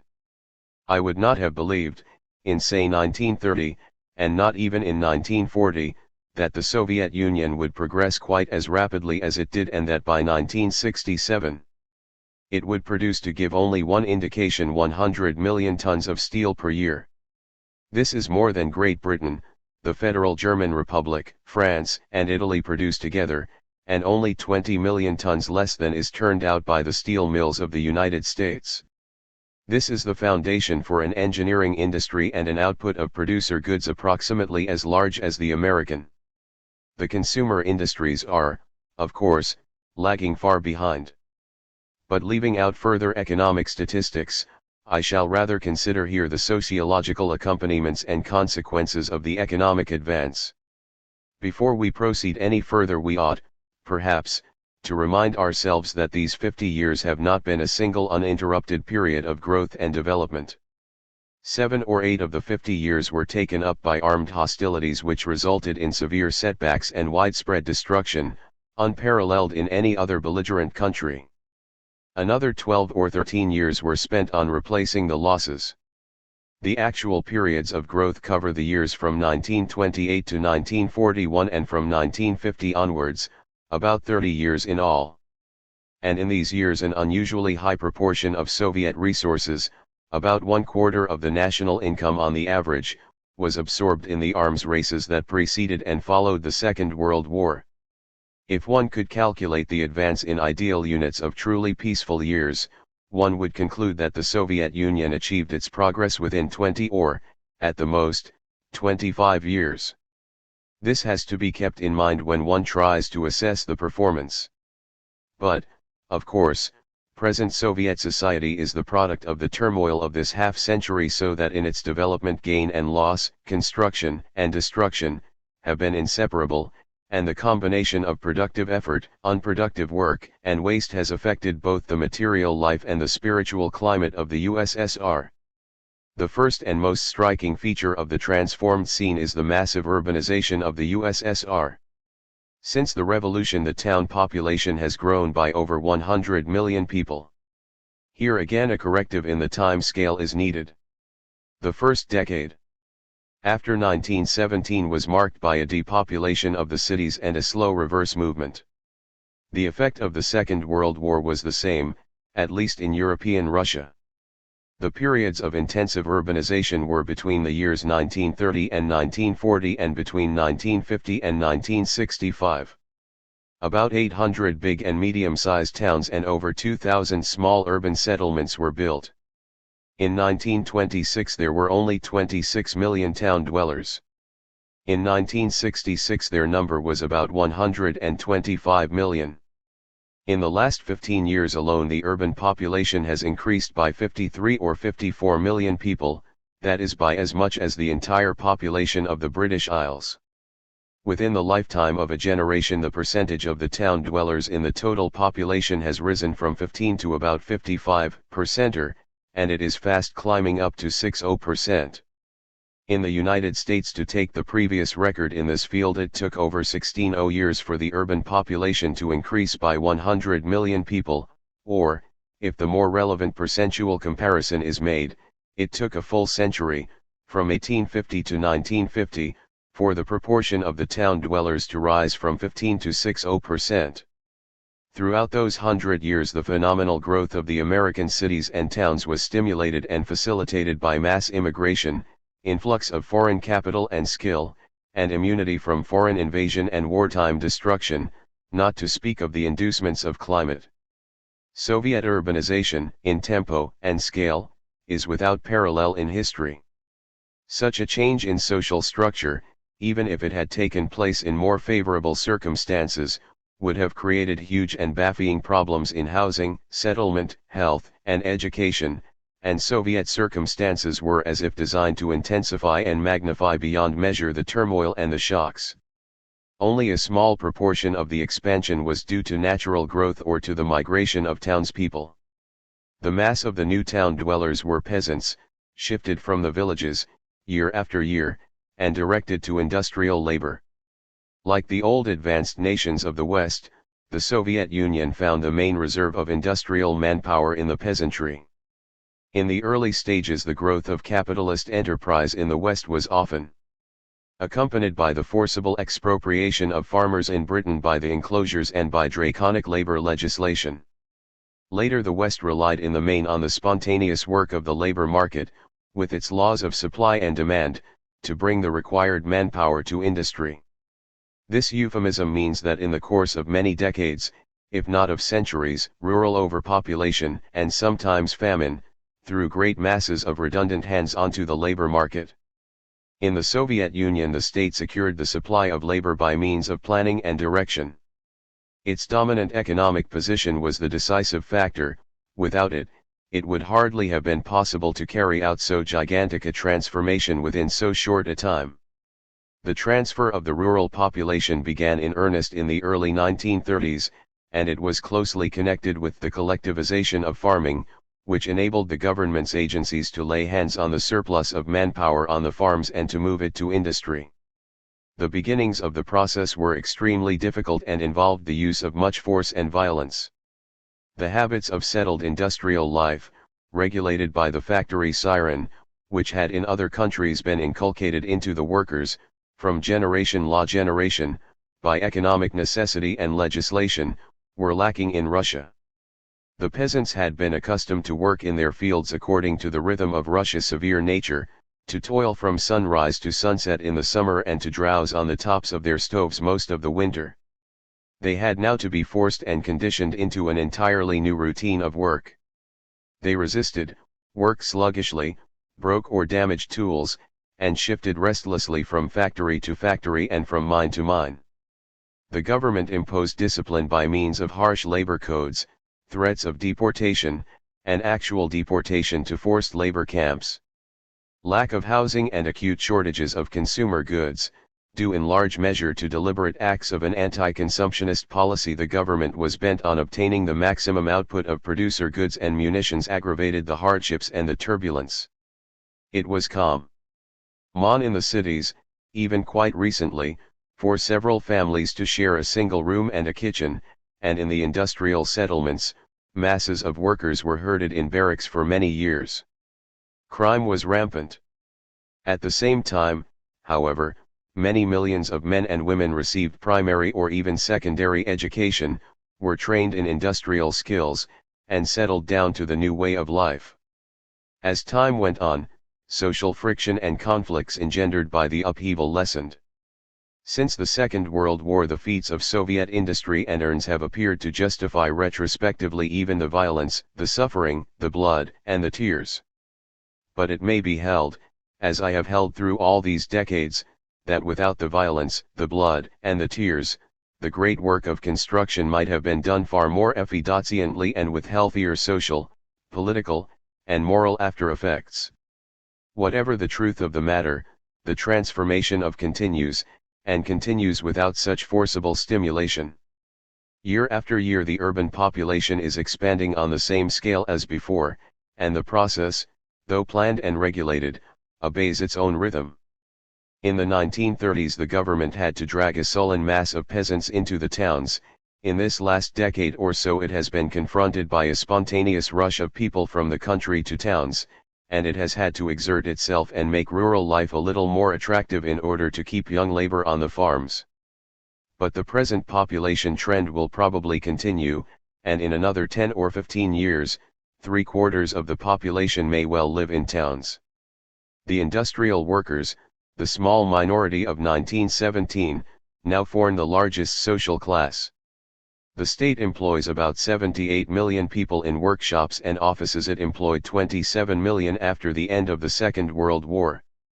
Well over 50 million people work in primary and manufacturing industries, in building, transport, communications, and on state-owned firms.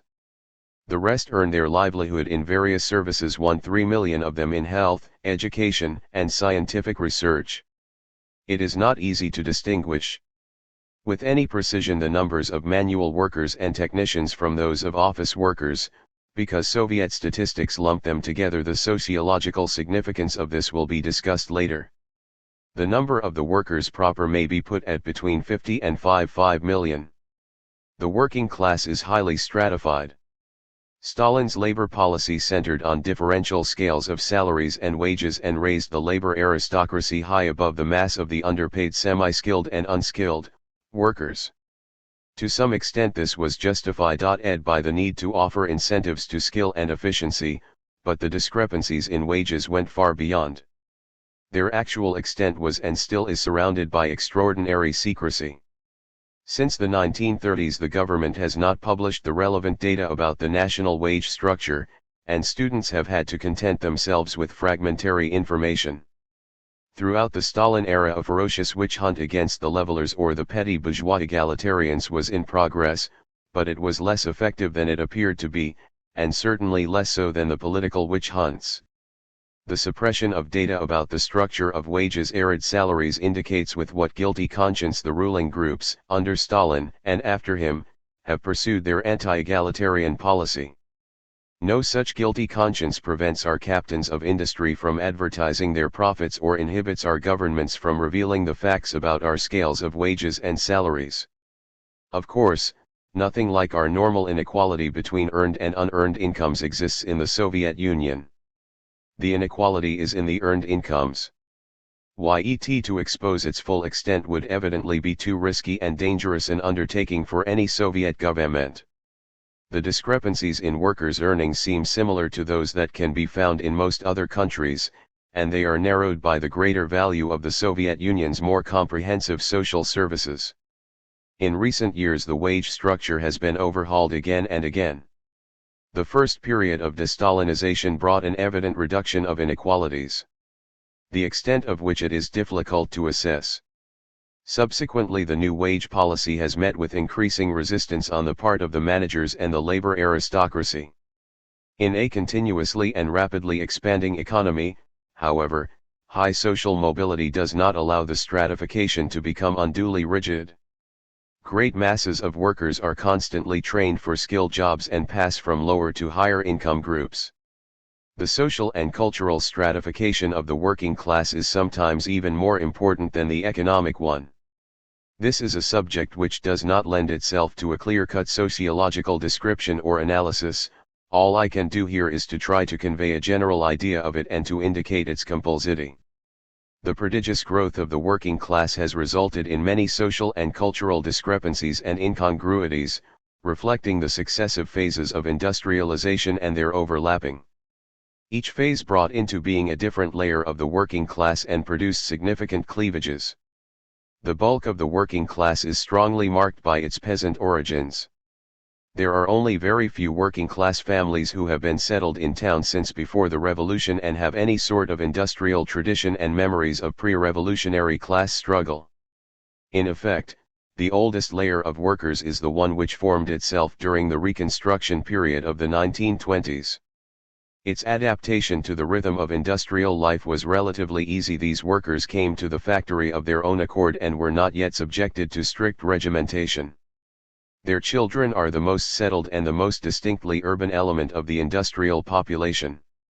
From their ranks came the Ridvizi, the managerial elements and the labor aristocracy of the 1930s and 1940s.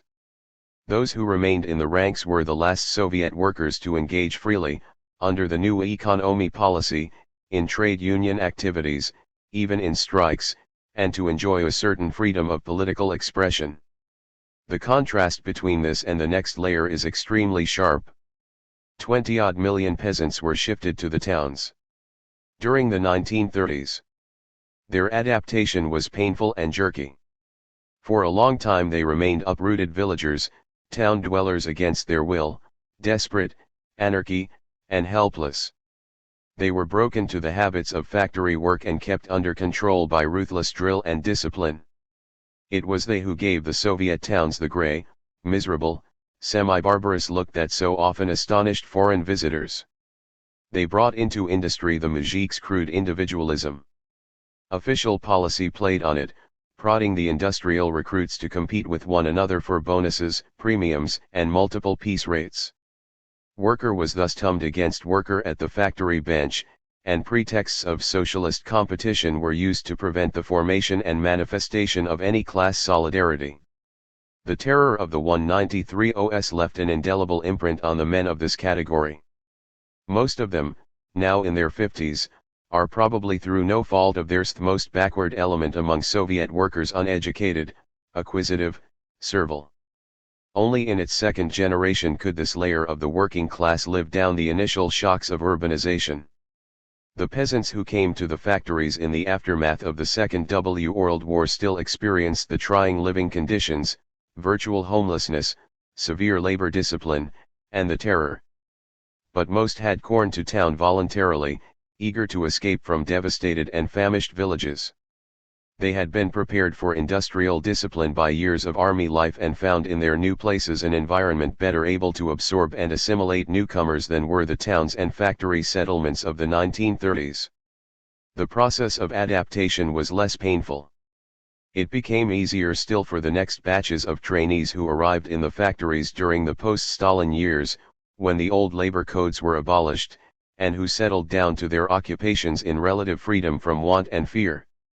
The youngest age groups, the latest immigrants, and the town-bred children of the earlier ones have arrived in the workshops with a self-confidence which was altogether lacking in their elders and have played a big part in reforming outdated labor routines and in changing the climate of Soviet factory life. Near 1/11 of them have, complete or incomplete, secondary education, and many take extramural academic courses. They have often clashed with their less efficient and less civilized foremen and managers. This is probably the most progressive group of the Soviet working class, comprising the builders of nuclear plants, computers, and spaceships, workers as productive as their American counterparts, even though the average Soviet productivity per man-hour is still only 40% of American productivity, or again even less. The low average is, of course, due to the great diversity of Soviet industrial manpower, to the many different and uneven levels of culture and efficiency, which I have just tried to trace. Even so, the average Soviet productivity is somewhat ahead of the West European, and it is worth recalling that in the 1920s, when American productivity was about one-third of what it is at present, Soviet production per man-hour was only one-tenth of the American. This all too sketchy description gives us only a general idea of the extraordinary social and cultural heterogeneity of the Soviet working class. The process of transplantation and expansion was too rapid and stormy to allow for the mutual assimilation of the diverse layers, the formation of a common outlook, and the growth of class solidarity. We have seen how a few years after the revolution the shrinkage and disintegration of the working class had permitted the bureaucracy to establish itself as the dominant social force. What came after that allowed it to consolidate this position.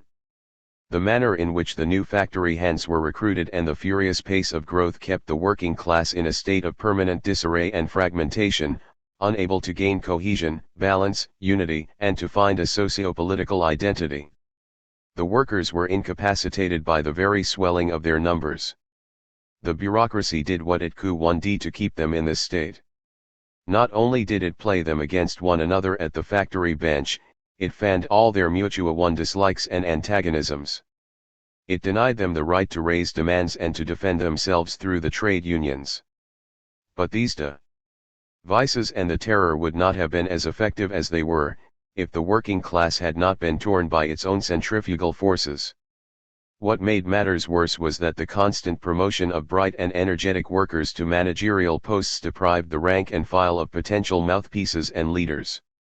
While education was scarce among the toilers, this brain drain had important consequences. The social mobility which benefited some of the workers, condemned the rest to social and political debiliting.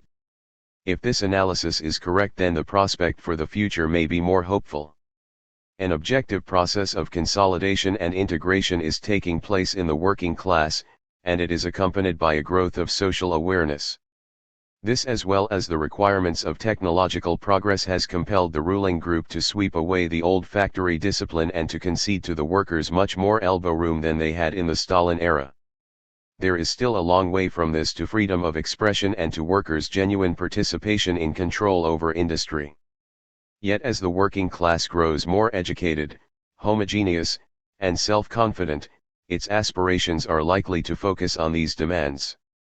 And if this happens, the workers may re-enter the political stage as an independent factor, ready to challenge the bureaucracy, and ready to resume the struggle for emancipation in which they scored so stupendous a victory in 1917, but which for so long they have not been able to follow up.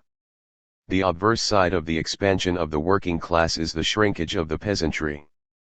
40 years ago rural smallholders made up more than 3/4 of the nation. At present the collectivized farmers constitute only 1/4. How desperately the peasants resisted this trend, what furious violence was let loose against them, how they were forced to contribute to the sinews of industrialization, and how resentfully and sluggishly they have tilled the land under the collectivist dispensation, all this is now common knowledge. But, as Professor But 50 Turfield says in a somewhat different context, it is the tendency of contemporaries to estimate the revolution too exclusively by its atrocities, while posterity always seems to err through its inability to take these into account or vividly appreciate them. As one who witnessed the collectivization in the early 1930s and severely criticized its forcible methods, I would like to reflect here on the tragic fate of the Russian peasantry. Under the Ancien regime, the Russian countryside was periodically swept by famine, as China's countryside was and as India still is. In the intervals between the famines, uncounted, statistically unnoticed, millions of peasants and peasant children lied of malnutrition and disease, as they still do in so many underdeveloped countries. Point 2. The old system was hardly less cruel towards the peasantry than Stalin's government, only its cruelty appeared to be part of the natural order of things, which even the moralist's sensitive conscience is inclined to take for granted. This cannot excuse or mitigate the crimes of Stalinist policy, but it may put the problem into proper perspective. Those who argue that all would have been well if only the mujiks had been left alone, the idealizers of the old rural way of life and of the peasantry's individualism, are purveying an idyll which is a figment of their imagination. The old primitive small holding was, in any case, too archaic to survive into the epoch of industrialization. It has not survived either in this country or in the United States, and even in France, its classical homeland, we have witnessed a dramatic shrinkage of the peasantry in recent years. In Russia, the small holding was a formidable obstacle to the nation's progress. It was unable to provide food for the growing urban population, it could not even feed the children of the overpopulated countryside. The only reasonable alternative to forcible collectivization lay in some form of collectivization or cooperation based on the consent of the peasantry. Just how realistic this alternative was for the USSR no one can now say with any certainty. What is certain is that forcible collectivization has left a legacy of agricultural inefficiency and antagonism between town and country which the Soviet Union has not yet lived down. These calamities have been aggravated by yet another blow the peasantry has suffered, a blow surpassing all the atrocities of the collectivization. Most of the 20 million men that the Soviet Union lost on the battlefields of the Second World War were peasants. So huge was the gap in rural manpower that during the late 1940s and in the 1950s in most villages only women, children, cripples, and old men were seen working in the fields. This accounted in some measure for the stagnant condition of farming, and for much else besides, for dreadful strains on family relations, sexual life, and rural education, and for more than the normal amount of apathy and inertia in the countryside. The peasantry's weight in the nation's social and political life has, in consequence of all these events, steeply declined. The condition of farming remains a matter of grave concern, for it affects the standard of living and the morale of the urban population. A poor harvest is still a critical event, politically, and a succession of bad harvests contributed to Khrushchev's downfall in 1964. Nor has the peasantry been truly integrated into the new industrial structure of society. Much of the old individualistic farming, of the pettiest and most archaic kind, is still going on behind the facade of the kolkhoz. Within a stone's throw of automated computer-run concerns there are still shabby and oriental bazaars crowded with rural traders. Yet the time when the Bolsheviks were afraid that the peasantry might be the agent of a capitalist restoration has long passed.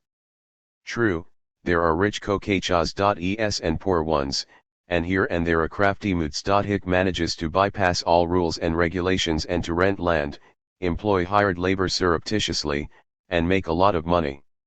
However, these survivals of primitive capitalism are hardly more than a marginal phenomenon.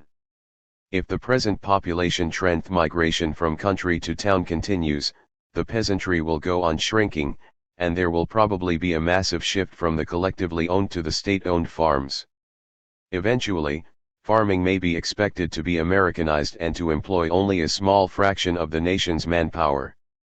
Meanwhile, even though the peasantry is dwindling, the Mutstahik tradition still looms very large in Russian life, in custom and manners, in language, literature, and the arts. Although a majority of Russians are already living in town, most Russian novels, perhaps 4 out of 5, still take village life as their theme and the Mutstahik as their chief character. Even in his exit he casts a long melancholy shadow on the new Russia. And now we come to what is in any sociological description of the USSR the most complex and puzzling problem, that of the bureaucracy, the managerial groups, the specialists, and the intelligentsia. Their numbers and specific weight have grown enormously. Between 11 and 12 million specialists and administrators are employed in the national economy, compared with only 500,000 in the 1920s, and fewer than 200,000 before the revolution. To these we must add between 2 and 3 million regular members of the political hierarchies and of the military establishment. In sheer numbers all these groups, amounting to about 1/5 of the total of those employed by the state, are almost as large as the collectivized peasantry. The Kokachas have only 17 million members. Their social weight is, of course, immeasurably greater. We must not, however, lump all these groups together and label them as the bureaucracy 54 racy or the managerial class. A sharp distinction ought to be made between the specialists and administrators with higher education and those with only a secondary one. The actual managerial elements are in the former category, although they are not identical with it. The specialists with higher education form about 40% of the total, i.e. over 4.5 million people, or perhaps 5.5 if party cadres and military personnel are included. Is this then the privileged bureaucracy at which Trotsky once pointed as the new enemy of the workers? Or is this Gilas's new class? Trotsky, as you may remember, did not take the view that the bureaucracy was a new class. I must admit that I hesitate to answer these questions too categorically. I cannot here go into the semantics of the problem and discuss the definition of class. Let me say only this: I make a distinction between economic or social inequality and class antagonism. The difference between highly paid skilled workers and unskilled laborers is an example of an inequality which does not amount to class antagonism, it is a difference within the same social class. To my mind, Gilas's view of the new class of exploiters and similar ideas about the Soviet managerial society are simplifications which, far from clarifying the issue, obscure it. The status of the privileged groups in Soviet society is more ambiguous than the one or the other label suggests. They are a hybrid element, they are and they are not a class. They have certain features in common with the exploiting classes of other societies, and they lack some of the latter's essential characteristics. They enjoy material and other advantages which they defend stubbornly and brutally. Here again we should beware of sweeping generalizations. About 1/3 of the total number of specialists are poorly paid teachers. The Soviet press has recently voiced many complaints about their living conditions. The same is true about most of 500,000 doctors. Many of the 2 million engineers, agronomists, and statisticians earn less than the wage of a highly skilled worker. Their standard of living is comparable to that of our lower middle class. This is admittedly well above the 55 standard of living of the unskilled and semi-skilled workers. But it would be poor sociology, Marxist or otherwise, to condemn this modest prosperity as based on the exploitation of labor. Only the upper strata of the bureaucracy, of the party hierarchy, the managerial groups and the military personnel, live in conditions comparable to those enjoyed by the rich and the nouveau riches in capitalist society. It is impossible to define the size of these groups. Let me repeat that statistical data about their numbers and their incomes are carefully concealed. What these groups have in common with any exploiting class, I am using the term in the Marxist sense, is that their incomes are at least partly derived from the surplus value produced by the workers. Moreover, they dominate Soviet society economically, politically, and culturally. But what this so-called new class lacks is property. They own neither means of production nor land. Their material privileges are confined to the sphere of consumption. Unlike the managerial elements in our society, they are not able to turn any part of their income into capital. They cannot save, invest, and accumulate wealth in the durable and expansive form of industrial stock or of large financial assets. They cannot bequeath wealth to their descendants, they cannot, that is, perpetuate themselves as a class. 3 Trotsky once predicted that the Soviet bureaucracy would fight for the right to bequeath their possessions to their children and that they might seek to expropriate the state and become the shareholding owners of trusts and concerns. This prediction, made over 30 years ago, has not come true so far. The Maoists say that capitalism is already being they can, however, deposit money with savings banks at a very low interest rate. In 1963 nearly 14 million people had savings accounts, and the average deposit was 260 rubles. The average conceals discrepancies between amounts of money deposited by various individuals. But as few people are likely to put into a bank savings smaller than 260 rubles, the discrepancies are not likely to be socially important.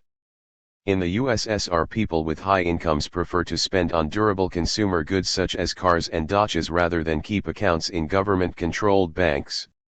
Stored in the Soviet Union, presumably they refer to the present decentralization of state control over industry.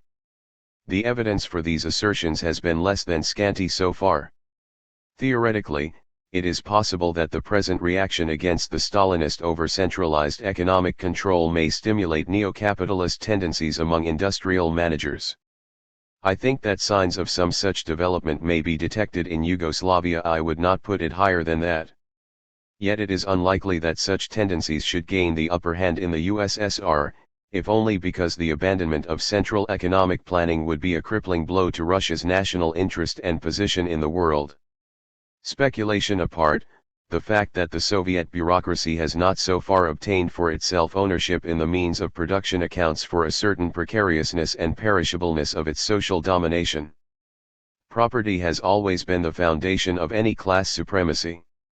The cohesion and unity of any class depends on it. Property is for the class that owns it a character-forming factor. It is also the positive element to the defense of which the class rallies. The battle cry of any possessing class is the sanctity of property, and not just the right to exploit others. The privileged groups of Soviet society are not united by any comparable ties. They are in command of industry, as our business managers are, and they exercise command in an absolute manner. But behind our business managers there are the shareholders, especially the big ones. Soviet managers have not only to acknowledge that all shares belong to the nation, but to profess that they act on the nation's behalf, and especially on behalf of the working class. Whether they are able to keep up this pretense or not depends solely on political circumstances. The workers may allow them to keep it up or they may not. They may, like a sluggish lot of shareholders, accept bad managers, or they may dismiss them. In other words, bureaucratic domination rests on nothing more stable than a state of political equilibrium. This is in the long run a far more fragile foundation for social dominance than is any established structure of property relations sanctified by law, religion, and tradition.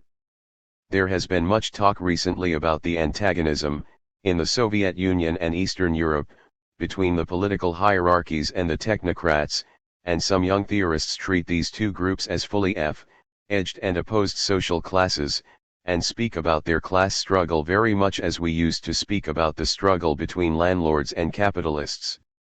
The technocrats, one is told, with whom the workers may ally themselves, aim at overthrowing the central political hierarchy which has usurped power since the revolution. Yet if the new class that has ruled the Soviet Union all these decades has consisted solely of the central political hierarchy, then its identity is very elusive indeed. Its composition has been repeatedly and sweepingly changed in purge after purge, during Stalin's lifetime and after. Indeed, this new class looks very much like a sociologist's Cheshire cat.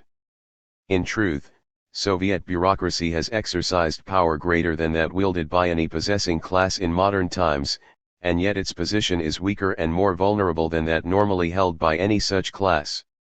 Its power is exceptional because it is economic, political, and cultural at the same time. Yet, paradoxically, each of these elements of power has had its origin in an act of liberation. The bureaucracy's economic prerogatives are derived from the abolition of private property in industry and finance, the political ones from the workers' and peasants' total victory over the ancien regime, and the cultural ones from the assumption by the state of full responsibility for the people's education and cultural development. Because of the workers' inability to maintain the supremacy they held in 1917, each of these acts of liberation turned into its opposite. The bureaucracy became the master of a masterless economy, and it established a political and cultural tutelage over the nation. But the CONFICT between the origins of the power and its character, between the liberating uses for which it was intended and the uses to which it has been put, perpetually generated high political tensions and recurrent purges, which have again and again demonstrated the lack of social cohesion in the bureaucracy. The privileged groups have not solidified into a new class. They have not eradicated from the popular mind the acts of liberation from which they derive their power, nor have they been able to convince the masses or even themselves that they have used the power in a manner compatible with those acts. In other words, the new class has not obtained for itself the sanction of social legitimacy. It must constantly conceal its own identity, which the bourgeoisie and the landlords have never had to do. It has the sense of being history's bastard. I have already mentioned the guilty conscience that compels the ruling groups to lump together workers and employees in one statistical total and to make a state secret of the wage structure and of the distribution of the national income. The new class thus disappears in the huge gray mass of workers and employees. It hides its face and conceals its share in the national cake. After so many witch hunts against the levelers, it dare not affront the egalitarianism of the masses.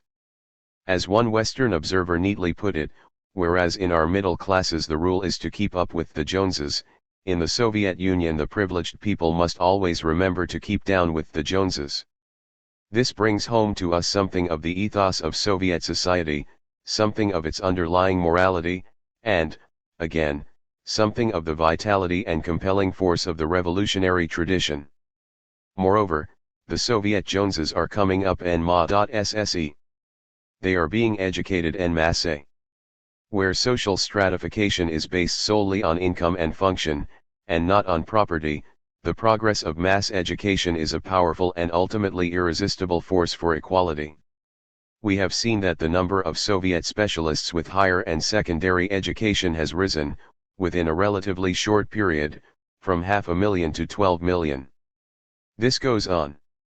In a society expanding on so vast a scale and so rapidly, the privileged groups have to be constantly absorbing new plebeian and proletarian elements, whom they find increasingly difficult to assimilate, which again prevents the new class from consolidating itself socially and politically. Point 4. I have referred to the brain drain which, over a long period, reduced the Soviet working class to a meek and inert mass. Now an opposite process is taking place. Mass education is spreading faster than the privileged groups expand, faster even than the needs of industrialization require. It is indeed running ahead of the country's economic resources.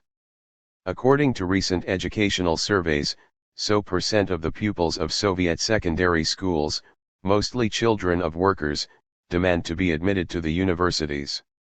The universities cannot accept them. The expansion of higher education cannot keep pace with the spread of secondary education, and industry needs hands. And so these huge numbers of young people are being turned away from the gates of the universities towards the factories. For all the difficulties that this situation creates, it is also unique. It illustrates with dramatic effect how the gulf between brain and brawn is in fact narrowing in the USSR. The immediate consequence is a relative overproduction of the intelligentsia which is being pressed into the ranks of the working class. The worker intellectuals are a creative but potentially also an explosive element in the body politic. The force of the revolutionary tradition has been great enough to compel the bureaucracy to give the workers much more education than has been required on narrow economic grounds, and perhaps more than is safe for the privileged groups. It may be argued that the bureaucracy is thus breeding, for in 1966, 68 million pupils received instruction in schools of all grades, compared with 10 or 11 million before the revolution.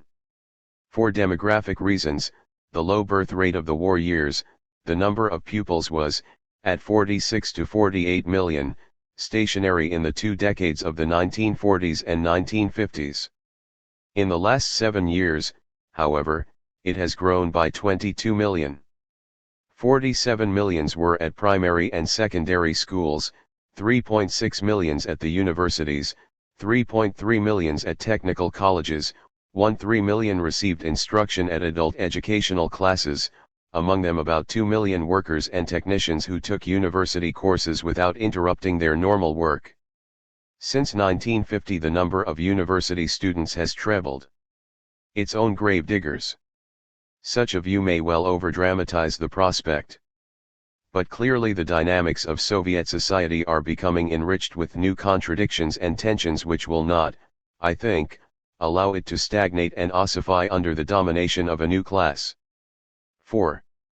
We have surveyed the Soviet scene so far only from the domestic angle, without referring to international events and pressures.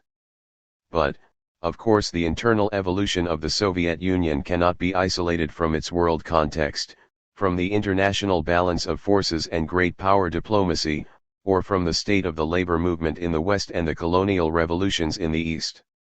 All these factors have had an almost continuous impact on internal Soviet developments and all, in their turn, have been affected by the latter. The October Revolution, Lenin used to say, has broken, in Russia, the weakest link in the chain of international imperialism. This suggestive image epitomizes the thinking of early Bolshevism about itself and the world. The October Revolution is not considered here a purely Russian phenomenon. What happened in the weakest link of the chain was obviously not a self-sufficient act. Despite the Russian breakthrough, imperialism, the expansive capitalism of the big industrial financial corporations, remained the dominant force in the world's economy and politics. The working classes had still to break various other links of the chain. Where, how, and how soon would they do it? These were the questions. Would one or several strong links 6i give way in the West? Or would it be another weak link in the East, in China, or India? Whatever the answer, the underlying conception was one of the revolution's universality and of the international character, scope, and destiny of socialism. This idea was deeply rooted in classical Marxism, and it was not just an ideological postulate but a conclusion drawn from a comprehensive analysis of bourgeois society. Of course, even in 1789, like Condorcet and Clootz and the cosmopolitans among the Jacobins dreamt about the universal republic of the peoples. But their dream was at odds with the real possibilities and tasks of their time. All their revolution could do was to take France out of the age of the feudal and post-feudal divisions into that of the modern nation-state. It could not go beyond the nation-state. The material conditions for any supranational organization of society did not exist. Only in the 19th century did industrial capitalism begin to produce them. With its mechanical technology and international division of labor, it created the world market, and with it the economic potentiality of a world society. As early as 1847, Marx and Engels wrote in the Communist Manifesto, "Modern industry has established the world market, has given an immense development to commerce, navigation, and communication by land. The need of a constantly expanding market for its products chases the bourgeoisie over the whole surface of the globe. The bourgeoisie has given a cosmopolitan character to production and consumption in every country. To the great chagrin of the reactionaries, the bourgeoisie has drawn from under the feet of industry the national ground on which it stood. In place of the old local and national seclusion and self-sufficiency, we now have the many-sided intercourse of nations and their universal interdependence. Socialism had to begin where capitalism ended. Basing itself on the facts of the many-sided intercourse and interdependence of nations, it would organize their productive forces on an international scale and enable society to recast its way of life accordingly.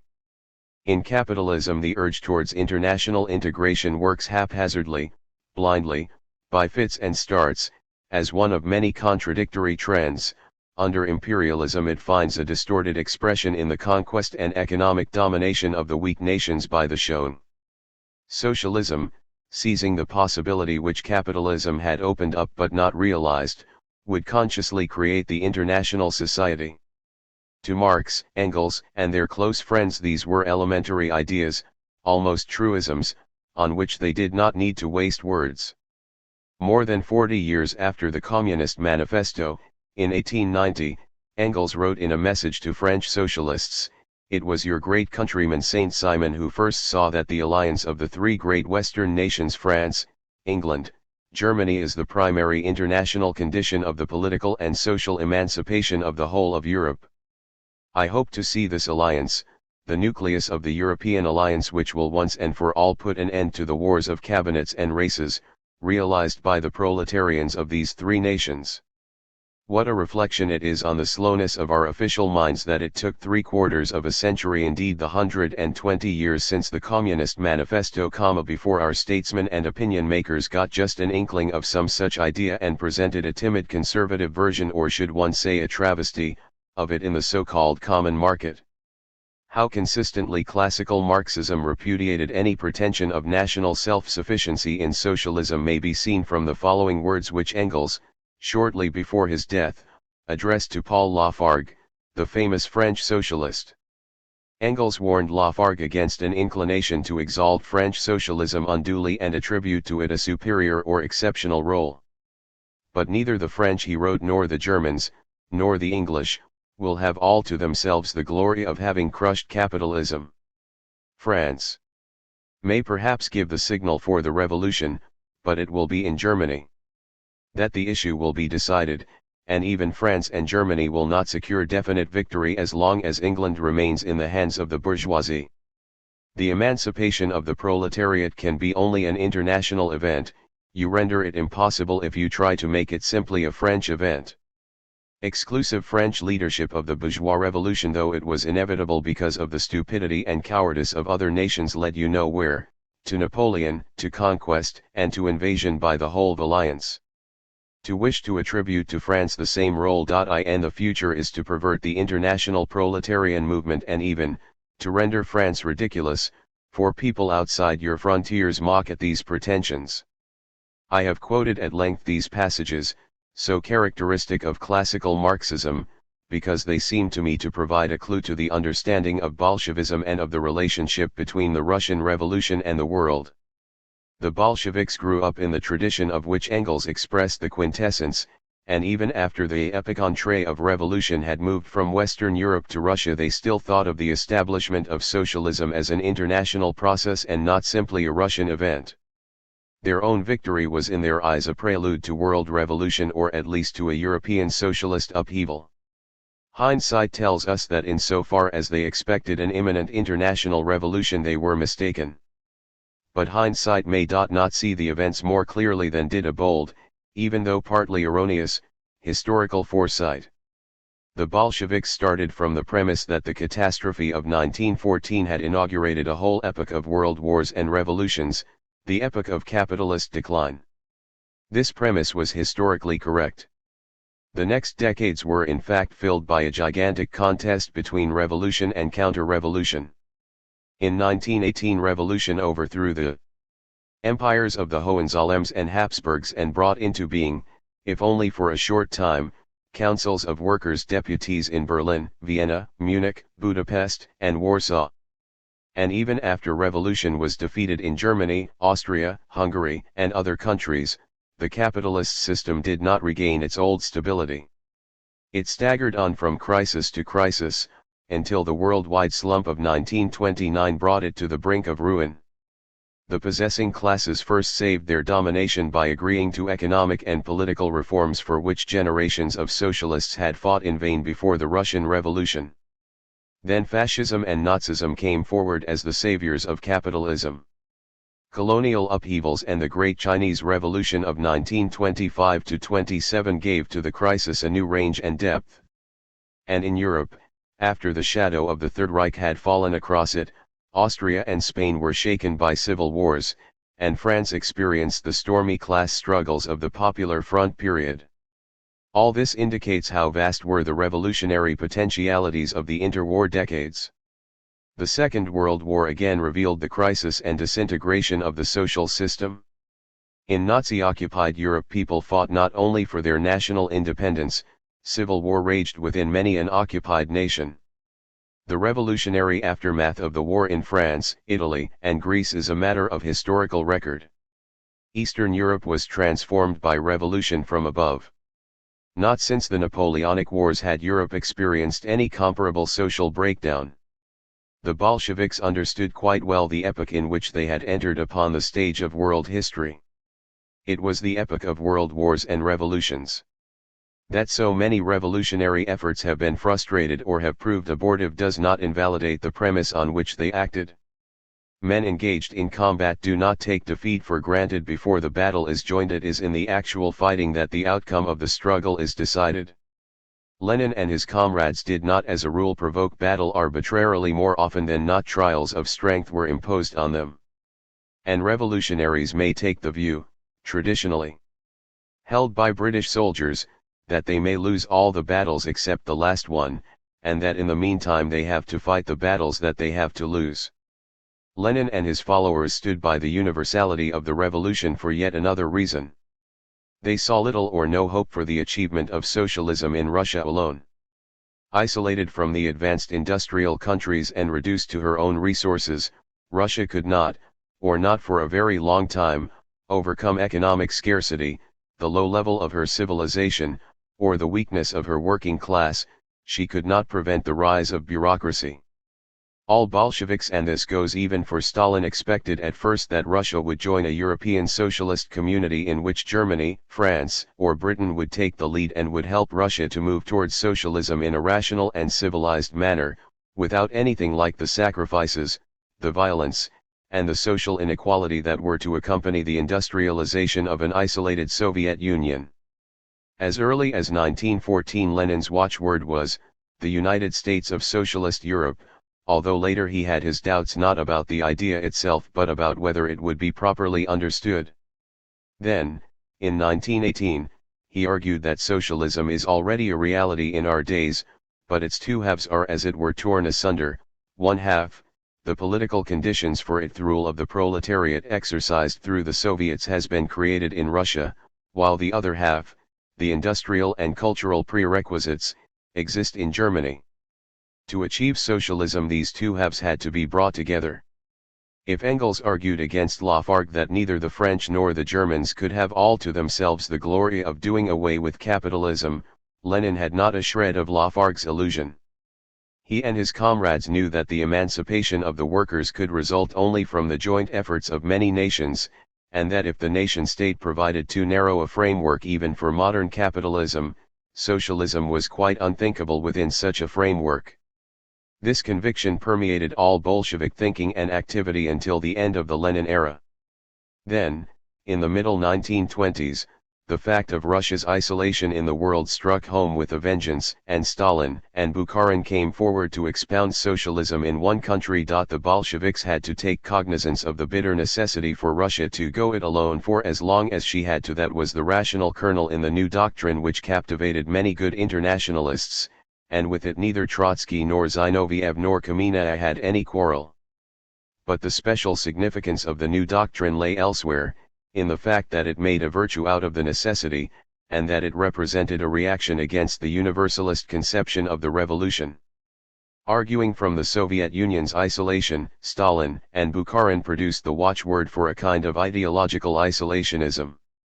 They proclaimed that Russia, unaided and unsupported by other nations, could and should not merely advance towards socialism, which was to all Bolsheviks self-evident, but that she could by herself achieve fully fledged socialism, a classless society free from man's domination by man, which was, at best, a pipe dream. They said in effect that, barring war, the fate of the new Soviet society was quite independent of what was going on in the rest of the world, and that socialism could be and was going to be a nationally self-sufficient, closed, autarkic system. To paraphrase Engels, they made of the emancipation of the proletariat a purely Russian event, and by this alone they rendered it impossible. The practical implications were soon to become evident. For over 3 decades socialism in one country was the official canon and the central dogma of Stalinism, imposed in a quasi-ecclesiastical manner upon party and state. To doubt its truth was blasphemy, and for committing it, uncounted multitudes of party members and other citizens were punished with excommunication, prison, and death.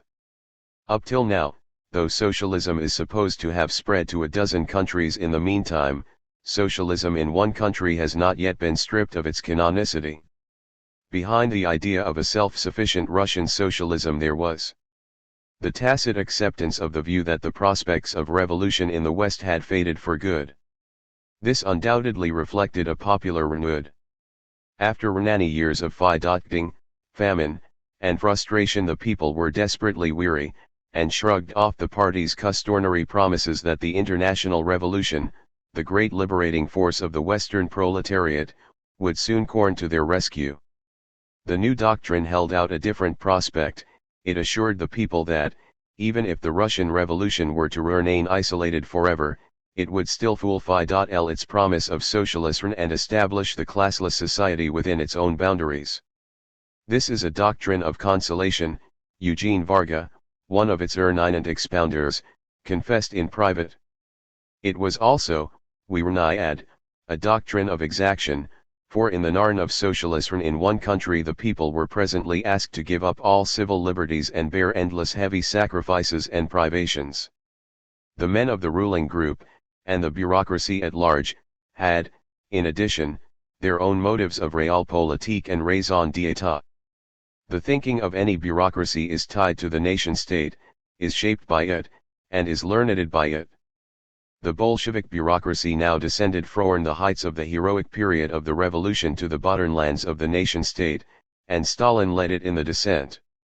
They craved security for themselves and their Russia. They strove to preserve the national and, above all, the international status quo, and to find a stable modus vivendi with the great capitalist powers. They were convinced that they could find it in a kind of ideological isolationism, and were anxious to disengage the Soviet Union from the class struggles and the social conflicts in the outside world. In proclaiming socialism in one country, Stalin in effect told the bourgeois West that he was not vitally interested in socialism in other countries. And the bourgeois West understood Hearn well, even though it wondered whether to take him on trust. During the great struggle between Stalin and Trotsky, most of our statesmen and leaders of opinion held that the West's interest would best be served if Stalin won. He stood for no-toleration and peaceful coexistence. However, Stalinism could not easily disentangle itself from the class struggles and the social conflicts in the outside world. It was burdened with a revolutionary heritage which it could neither scrap nor jettison. The headquarters of the Communist International were in Moscow, and the International was the embodiment of the Bolsheviks' earlier allegiance to universal revolution. For a very long time Stalin could not afford to disband the Comintern. He dared the coup only in 1943. Meanwhile he did what he could to adapt it to his purpose. He tamed it. He turned it into an auxiliary of his diplomacy, or, as Trotsky once put it, he transformed the foreign communist parties, from the vanguards of world revolution, into pacifist frontier guards of the Soviet Union. The communist parties consented in fact to minister to the diplomatic interests and to the national egoism of the workers' first state, because it had been the workers' first state. They did not have the courage to insist on their own independence, even though if they had done so they would have saved their political dignity and revolutionary efficacy. They thus involved themselves in a suicidal equivocation. An international operating as a mere agent of socialism in one country was a pathetic contradiction in terms. The Stalinist search for national security within the framework of the international status quo might have made some sense if the status quo had been inherently stable. But this was not the case. Nothing could have been more precarious than the social equilibrium and the international balance of power of the interwar decades. The social equilibrium was catastrophically upset by the Great Slump of 1929. The military and diplomatic balance was disrupted by Germany's recovery from the defeat of 1918 and her determination to overthrow the system based on the Treaty of Versailles. Russia could not insulate herself from the shocks these developments produced. Yet what Stalin, his diplomacy, and his tamed Comintern did was to try to insulate her, and even to forestall the shocks and to hold off or mitigate the conflicts abroad into which she might be drawn. The great, ruthless dictator, the supposed master of realpolitik, was in fact the King Canute of our century, bidding the waves of revolution, counter-revolution, and war to stand still. In view of the tremendous authority Stalin exercised over world communism, an authority backed by the whole power and prestige of the Soviet Union, his attitude and policy did, of course, a great deal to shape world history in a fateful epoch. No one can say what the West, or what the world at large, would have looked like by now if the labor movement outside the Soviet Union had followed its own interests and traditions and not allowed external influence, Stalinist or otherwise, to interfere with the rhythm and direction of its own development. Perhaps the advanced nations of the West might have achieved their socialist revolution by now, or they might have come much closer to it than they are today. I do not think that the defeats of revolution and socialism in the West were as inevitable as they may now appear to have been. I do not think that they have all been caused by objective circumstances, that is by the inherent soundness of our Western society. At least some of the major reverses of socialism have been due to subjective factors, to the unsoundness of the policies promoted by men and parties who were supposed to be the champions of socialism. The Marxist predictions about class struggle in capitalism were not as wide of the mark as they may now seem, except in so far as Marx, Engels, and Lenin did not reckon with Stalinism and its international consequences. A major example, one of many that could be adduced, may be given as illustration. Any student of recent history will be struck and perhaps baffled by the utter impassivity and indifference with which in the early 1930s Moscow viewed the rise of Nazism. Stalin, his advisors, and his propagandists showed at that time not the slightest awareness of what was coming. They had no inkling of the gathering force and destructive dynamism of the Nazi movement. From 1929 to 1933 they prompted the German Communist Party to commit a long series of fatal blunders, blunders which made it all too easy for Hitler to seize power. Now, was Hitler's triumph in 1933 really inevitable? Did objective circumstances make it so? Or could the German labor movement have prevented it? Before trying to answer these questions, we have to consider the fact that in 1933 that movement surrendered all its positions to Hitler without a struggle.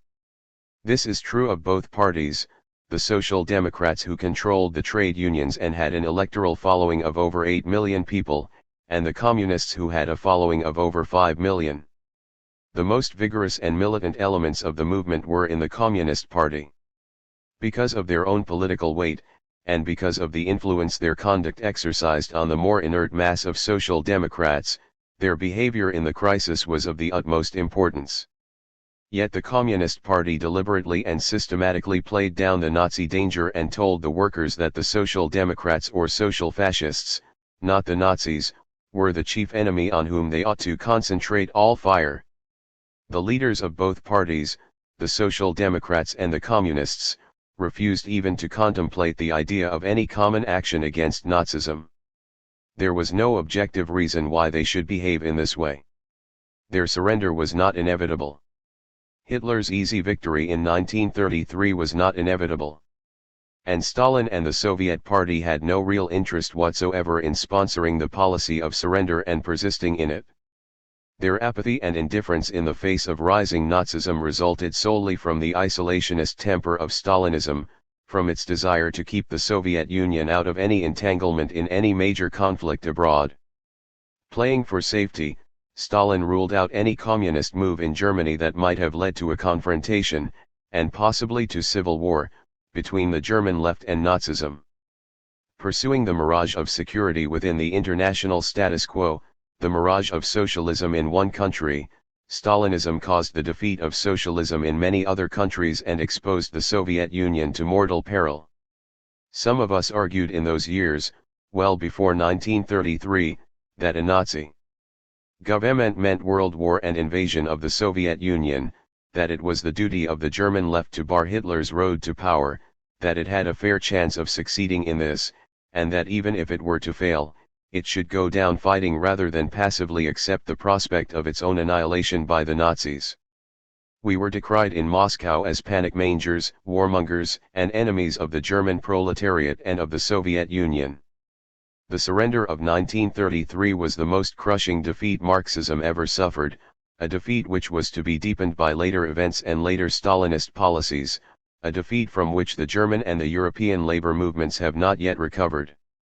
If the German left, and above all the German Communist Party, had not allowed itself to be goaded into capitulation, if it had had the sense to fight for its life, there might never have been a Third Reich and a Second World War.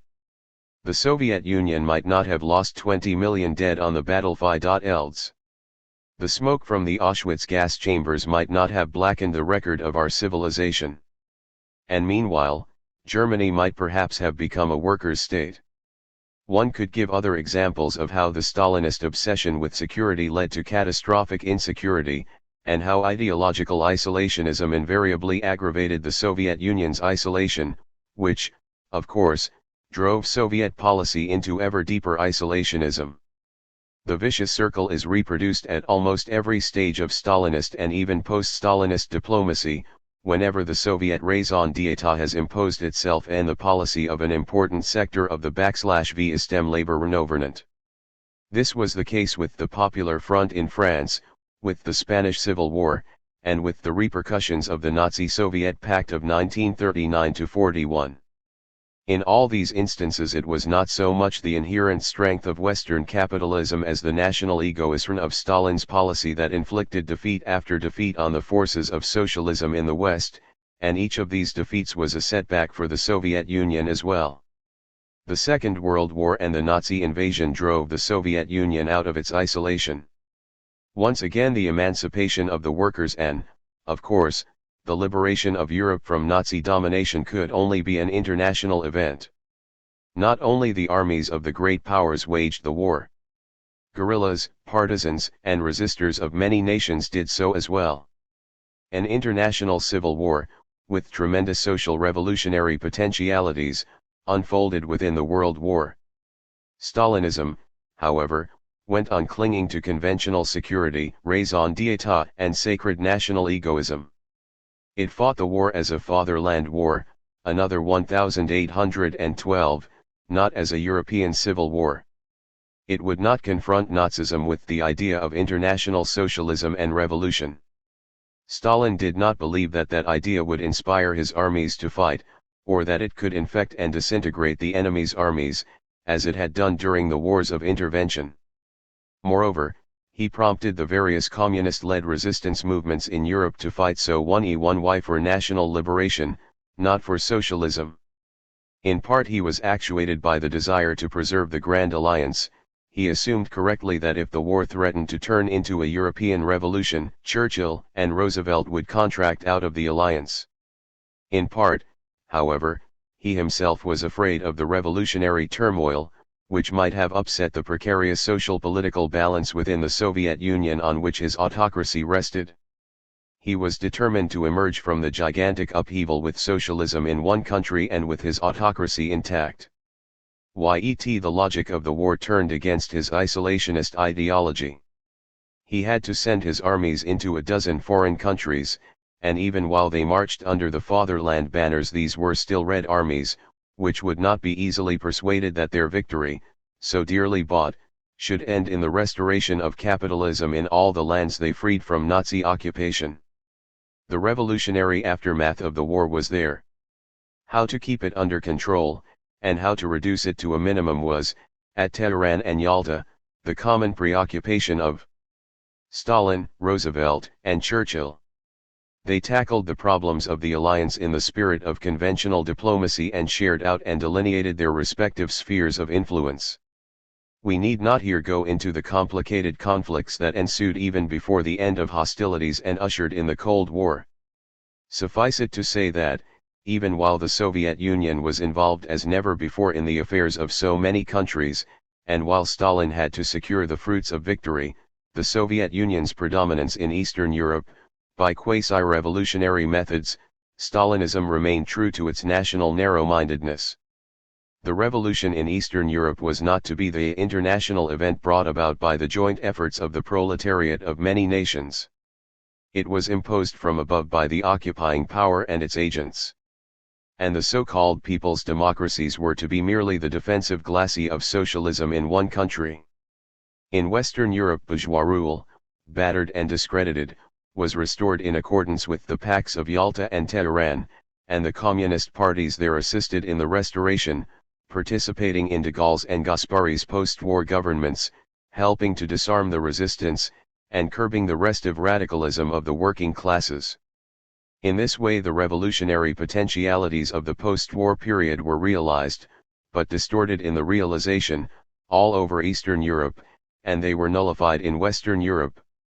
Thus Stalinism worked to produce a stalemate in the class struggle which was to enable diplomacy to secure the peaceful coexistence of the opposed social systems. Once again Stalin sought to obtain national security on the basis of the international status quo, that is, of the division of zones agreed upon at Tehran and Yalta. However, diplomacy could not remove all the big bones of contention that the masters of Tehran and Yalta had strewn along the boundaries of their zones, nor was it able to cope with the unfamiliar perils of the nuclear age. And so the world was left to shiver in the bleak blasts of the Cold War, which was but a depraved form of the class struggle waged by the great powers. One is again reminded of Engels's warning, exclusive French leadership of the bourgeois revolution led you nowhere, to Napoleon, to conquest and to invasion by the Holy Alliance. More than once exclusive Russian leadership in the socialist revolution was ominously close to producing the same results. However, the epoch of exclusive Russian leadership was coming to an end. The revolutionary aftermath of the war had not been brought under complete control, after all. The Yugoslavs defied the Russian leadership, and the victorious Chinese Revolution confronted it implicitly with a huge challenge. Yet even the spread of revolution did not cure Stalinist policy of its national egoism and isolationism, and to these ills the policy of Stalin's successors still remains the heir. Even if the concept of socialism in one country has long since lost all relevance, the mood behind it, and the way of thinking and the style of political action inspired by it have survived. Yet another aspect of the Soviet Union's impact on the social and political life of the West may now be briefly considered. In the first years after 1917, the message of the October Revolution aroused a deep response in the Western labor movement. In 1920, for instance, Congresses of the French and Italian Socialist parties and of the German Independent Socialist Party, then the most influential body on the German left, voted by large majorities to join the Communist International. Even in conservative Britain, the Dockers of London, led by Ernest Bevin, expressed their sympathy with the new Russia by refusing to load munitions destined for Polish armies fighting against the Soviets. It looked as if the Western labor movement had raised itself, under the inspiration of the Russian Revolution, from the slough to which it had sunk in 1914 during the Second World War. Again, the Battle of Stalingrad lifted Nazi-occupied Europe from the depths of despair and inspired the resistance with confidence in victory and fresh socialist hope. But on balance, over this half-century, the example of the Soviet Union, far from stimulating the labor movements of the West, has deterred them from pursuing their socialist aspirations. Paradoxically, a major reason for this was that the workers saw the Russian Revolution as the first great historic test of socialism. They were not aware of the tragic handicaps with which the Soviet Union was burdened. No matter what some Marxist theorists said about these handicaps, no matter how cogently they argued that a free and classless society could not come into being in one poverty-stricken and semi-barbarous country, to the mass of our workers these were niceties of abstract theory. To them socialism in Russia was now a matter not of theoretical speculation but of practical experience. Clearly, it was not in the Soviet interest to encourage exaggerated hopes. Soviet leaders, aware of their responsibility, would have conscientiously explained the position, as Lenin used to do, and they would have made it clear that even the great achievements of the Soviet Union were and could be only preliminaries to socialism, not the real stuff of socialism. They might thus have avoided fostering illusions and prevented subsequent disillusionment, and they might have impressed upon the labor movement of the West its co-responsibility for the isolation and the predicaments of the Soviet Union. Stalin and his associates, however, were too much concerned with national pride and bureaucratic prestige to act in this way. They offered their doctrine of consolation, their myth of socialism in one country, to the workers not only of Russia but of the world. One effect of the spread of this myth was to turn Western communists and socialists into mere spectators. As the Russians were saying that they could well achieve, or even that they had achieved, socialism all by themselves, there seemed nothing left for people in the West to do, except to watch how the Russians were faring. For 30 years or so Stalinist propaganda spoke of the miracles socialism was working in the USSR. The ardent and the naive believed. The great majority of Western workers wondered, suspended judgment, or formed negative opinions. Accounts of Soviet poverty, famine, and terror fed the skepticism. The Great Purges and the Stalin cult, zealously defended by all communist parties, aroused disgust. Then multitudes of American, British, and French soldiers came into contact with their Soviet allies in occupied Germany and Austria, and they drew their conclusions. Finally, in 1956, there was the shock of Khrushchev's revelations. Many millions of Western workers have, over the years, pondered these experiences and have concluded that socialism does not work and that revolution leads you nowhere. Many have sunk into political apathy, and many have reconciled themselves to the social status quo in the West, which the post-war booms and the welfare state have rendered somewhat more tolerable. Intellectuals, who had believed in Soviet socialism, have ended by denouncing the God that failed them.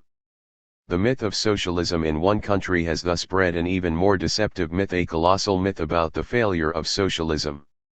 This double mystification has come to dominate much of Western political thinking and has greatly contributed to the ideological stalemate in which the world still lives half a century after 1917.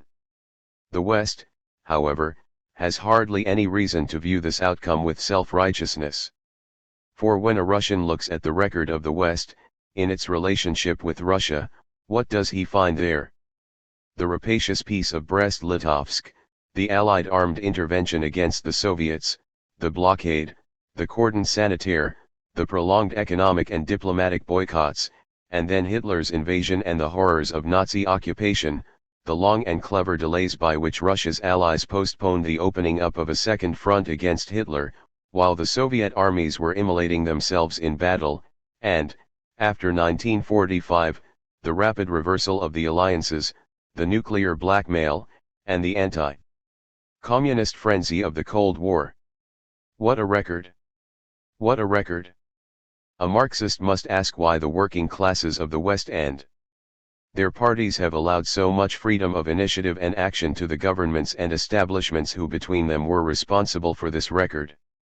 The historian has to probe the objective circumstances that may have prevented Western socialism, in the course of these 50 years, from intervening radically and from making the West face the Russian Revolution in quite a different manner. He has also to make allowance for the adverse effects of the prolonged and exclusive Russian leadership in socialist revolution. But, having carefully considered all objective circumstances and having made all necessary allowances, how will he sum up his conclusions? Engels, speaking about the exclusive French leadership of the bourgeois revolution and its baneful consequences, and having undoubtedly analyzed with care the objective circumstances of the epoch, summed up his view in these few plain and pregnant words: all this, he said, was made inevitable because of the stupidity and cowardice of other nations. Will a future Engels have to pass the same verdict on our epoch? V. The Soviet Union and the Chinese Revolution. I planned originally to deal in this lecture with the impact of the Russian Revolution on the colonial and semi-colonial peoples of the East. But working on this subject, I found it so wide and many-sided as to be almost unmanageable within so small a compass, and so I shall confine myself to one question only, the one on which the theme has come to be focused, the relationship between the Russian and the Chinese revolutions. The Chinese Revolution is in a sense a child of the Russian. I know that some sinologues will vehemently object to this statement, and I readily admit that their objections are valid within certain limits. Obviously, an historic phenomenon of this magnitude has its deepest roots in its own country, in the conditions of the society of which it is the product. This needs to be strongly emphasized, especially because until quite recently it was customary in the West to treat Chinese communism as something of a Russian puppet. But we should not, on the other hand, treat it as a movement closed within itself, which can be understood only in terms of its national environment. We must not allow the Great Wall to dominate our own thinking about the Chinese Revolution. Earlier I tried to trace the many filiations between the Russian Revolution and the intellectual and political history of Western Europe. I quoted to you Lenin's great acknowledgement of the debt the Russian Revolution owed to the West, and Trotsky's words about Europe's export of its most advanced ideology to Russia. Now, the impact of the Russian Revolution on China was incomparably more direct and powerful than that of Western Europe on revolutionary Russia. The Russian Revolution triumphed at a moment when the Chinese Revolution was in an impasse. When the Chinese overthrew the Manchu dynasty in 1911, they attempted to solve their national problem by means of a purely bourgeois revolution. The attempt failed. China was proclaimed a republic, but her great social and political issues remained unresolved, and they were presently aggravated. The nation sank ever deeper into dependence on foreign powers, the warlords and compradors tore it to pieces, and the peasantry, destitute and oppressed, had no chance of changing or improving the condition in which it lived. The purely bourgeois revolution had demonstrated its impotence, and no one was more conscious of this than Sun Yat-sen, its leader. Then, in 1919, came the great national protest against the Treaty of Versailles and the movement against the perpetuation of China's subjection to the great powers. This was still an attempt to revive the purely bourgeois revolution, although it was inspired by Chen Tuxiu, the future founder of the Chinese Communist Party. That movement too reached a dead end. In the next year a crucial event occurred. From Moscow the Second Congress of the International called on the colonial and semi-colonial peoples of the East to rise or to prepare for revolution. The great import of Bolshevik ideology to China began, and this was soon to be followed by the importation of Russian military skill and technology. Russia had by her example shown China the way out of the impasse. China too had to go beyond the purely bourgeois revolution. Anti-imperialism, redistribution of the land, the hegemonic role of the industrial workers in revolution, the formation of a communist party, and a close alliance with the Soviet Union, these were the new prospects that suddenly opened before Chinese radicals. Even Sun Yat-sen subscribed to some of these new aims, though not without trepidation. Until then Marxism had exercised almost no influence in China. A few disjointed ideas of Fabian and Methodist socialism had come down in a trickle to the intelligentsia of Shanghai, Canton, and Peking. But it was only in 1921, 73 years after its original publication, that the Communist Manifesto appeared in Chinese for the first time. 1 Western European Marxism, with its concentration on the class struggle in the advanced industrial countries, could hardly strike any chord in the radical intelligentsia of a semi-colonial peasant nation. It was from the Russians, and in the Russian version, that the Chinese took their Marxism. As Mr. E. H. Carr rightly points out in his Great History of the Soviet Union, it was Lenin who for the first time formulated a Marxist program of action that was immediately relevant to the peoples of the East. He was able to do this because of his Narodnik-like sensitivity to the problems of the peasantry, and because of his wholly original grasp of the significance of the anti-imperialist struggle. Bolshevism faced both West and East. We have seen that facing the West and considering the prospects of socialism there, Lenin insisted that the nation-state formed too narrow a base for socialist transformation. Up to 1924 all the great manifestos of the Communist International culminated in a call for the socialist United States of Europe. In the East, however, the situation was different. Its people still lived in the pre-industrial and even pre-bourgeois epoch, fragmented by quasi-feudal particularisms, tribal patriarchalism, caste systems, and warlordism. If for the West the nation-state, the great achievement of the past, was already an obstacle to progress, for the peoples of the East this achievement still lay in the future and was an essential condition of progress. But if in the West the modern nation-state was the product of bourgeois revolution, the East had to go beyond that revolution in order to attain it. This was the great new lesson Moscow broadcast in the early 1920s. Even so, Moscow did not view the Chinese or any other Eastern revolution as a purely national struggle, but as part of an international process, and it still attributed to the proletarian socialist revolution of the West the leading part in the worldwide struggle. Bolshevism projected its own experience upon the world scene. In Russia the revolution had taken place in both town and country, but the directing initiative, intelligence, and will had come from the town, and this, the Bolsheviks thought, would repeat itself on a global scale, where the industrial West was the town writ large, while the undeveloped East was the country. The next Chinese Revolution, which occurred in the years 1925 to 27, seemed to confirm this expectation. Britain was at that time shaken by the greatest class struggles in her history, the longest and the most stubborn miners' strike on record and the general strike of 1926. In China the alignment of the social forces broadly resembled the Russian pattern, the country was ablaze with agrarian revolt, but the urban workers were the driving force of the revolution. It is necessary to recall this important, but now forgotten or ignored, fact. Much of recent Chinese history has, unfortunately, been rewritten by Maoists and Stalinists alike, and not only have many historic personalities been turned into Orwellian unpersons, but an entire social class, the Chinese industrial proletariat of the 192 OS, has been deleted from the historical record and turned into an unclass. We shall presently see why this has happened. The fate of the revolution of the 1920s was tragic enough. Not only was it defeated, but before its defeat it had been driven back into the impasse of the purely bourgeois revolution, from which Leninism had just shown the way out.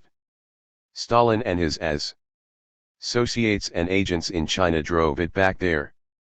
We in the West do not have to rely on Stalinist or Maoist rewrites of history, so I assume that you are familiar with the broad outline of the events, and I shall only recall here that Stalin's policy centered on the idea that the Chinese Revolution must have purely bourgeois objectives and that it should be based on the so-called bloc of four classes. In fact, Moscow forced the reluctant Chinese communists to submit unconditionally to the direction and discipline of the Kuomintang, to accept General Chiang Kai-shek as the national leader and hero, to refrain from encouraging agrarian revolts, and finally, in 1927, to disarm the insurgent workers in the cities. In this way the first great, victorious proletarian uprising in Asia, the Commune of Shanghai, was suppressed. This was followed by a wholesale massacre of communists and insurgent workers and by the debacle of the revolution. It has been argued that, regardless of Stalin's policy, the revolution of 1925–27 was doomed anyhow, because of its inherent immaturity.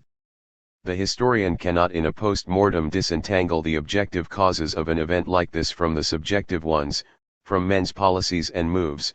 He cannot say which of these factors decided the outcome of the struggle. The fact is that whether the defeat of the revolution was inevitable in 1927 or not, Stalinism did all it could to make it so. In the East no less than in the West, Stalinist policy was actuated by the fear of destroying or upsetting the status quo, and by the desire to avoid deep involvement in grave social conflicts abroad that might lead to international complications. In the East, no less than in the West, Stalinism worked to produce a stalemate in the class struggle. In China, however, a stalemate was impossible. The revolution had been crushed in the cities, but the counter-revolution was unable to consolidate its victory. Of the country was shattered. The peasant revolts continued. The regime of the Kuomintang was rickety and corrupt. And then, in the course of 15 years, the Japanese invasion dealt blow after blow to end the political regime. Nothing could arrest the process of decomposition.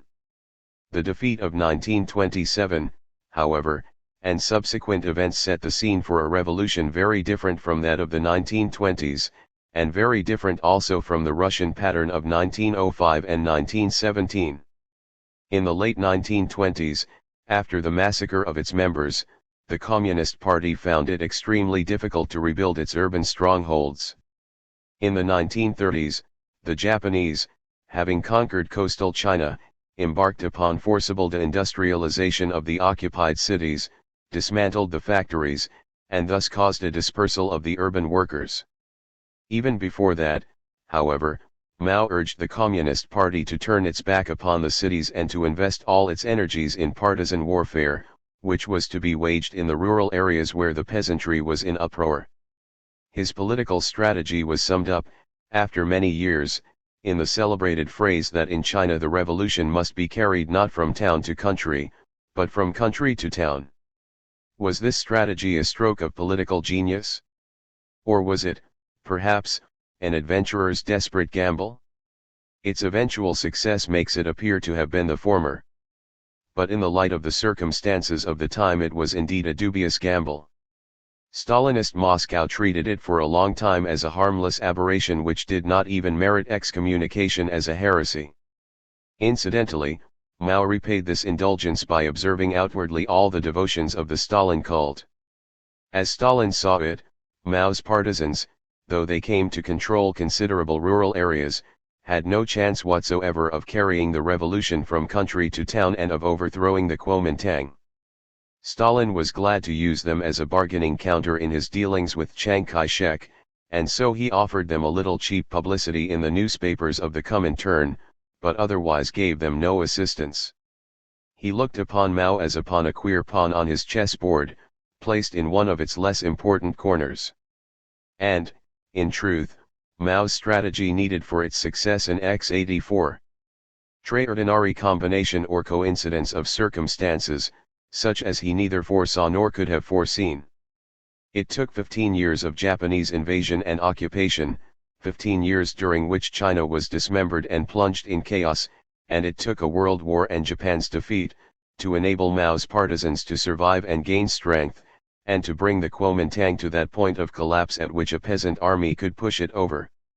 Normally, in our epoch, and this had been so even in undeveloped China, the town dominates the country economically, administratively, and militarily to such an extent that attempts to carry revolution from country to town are doomed beforehand.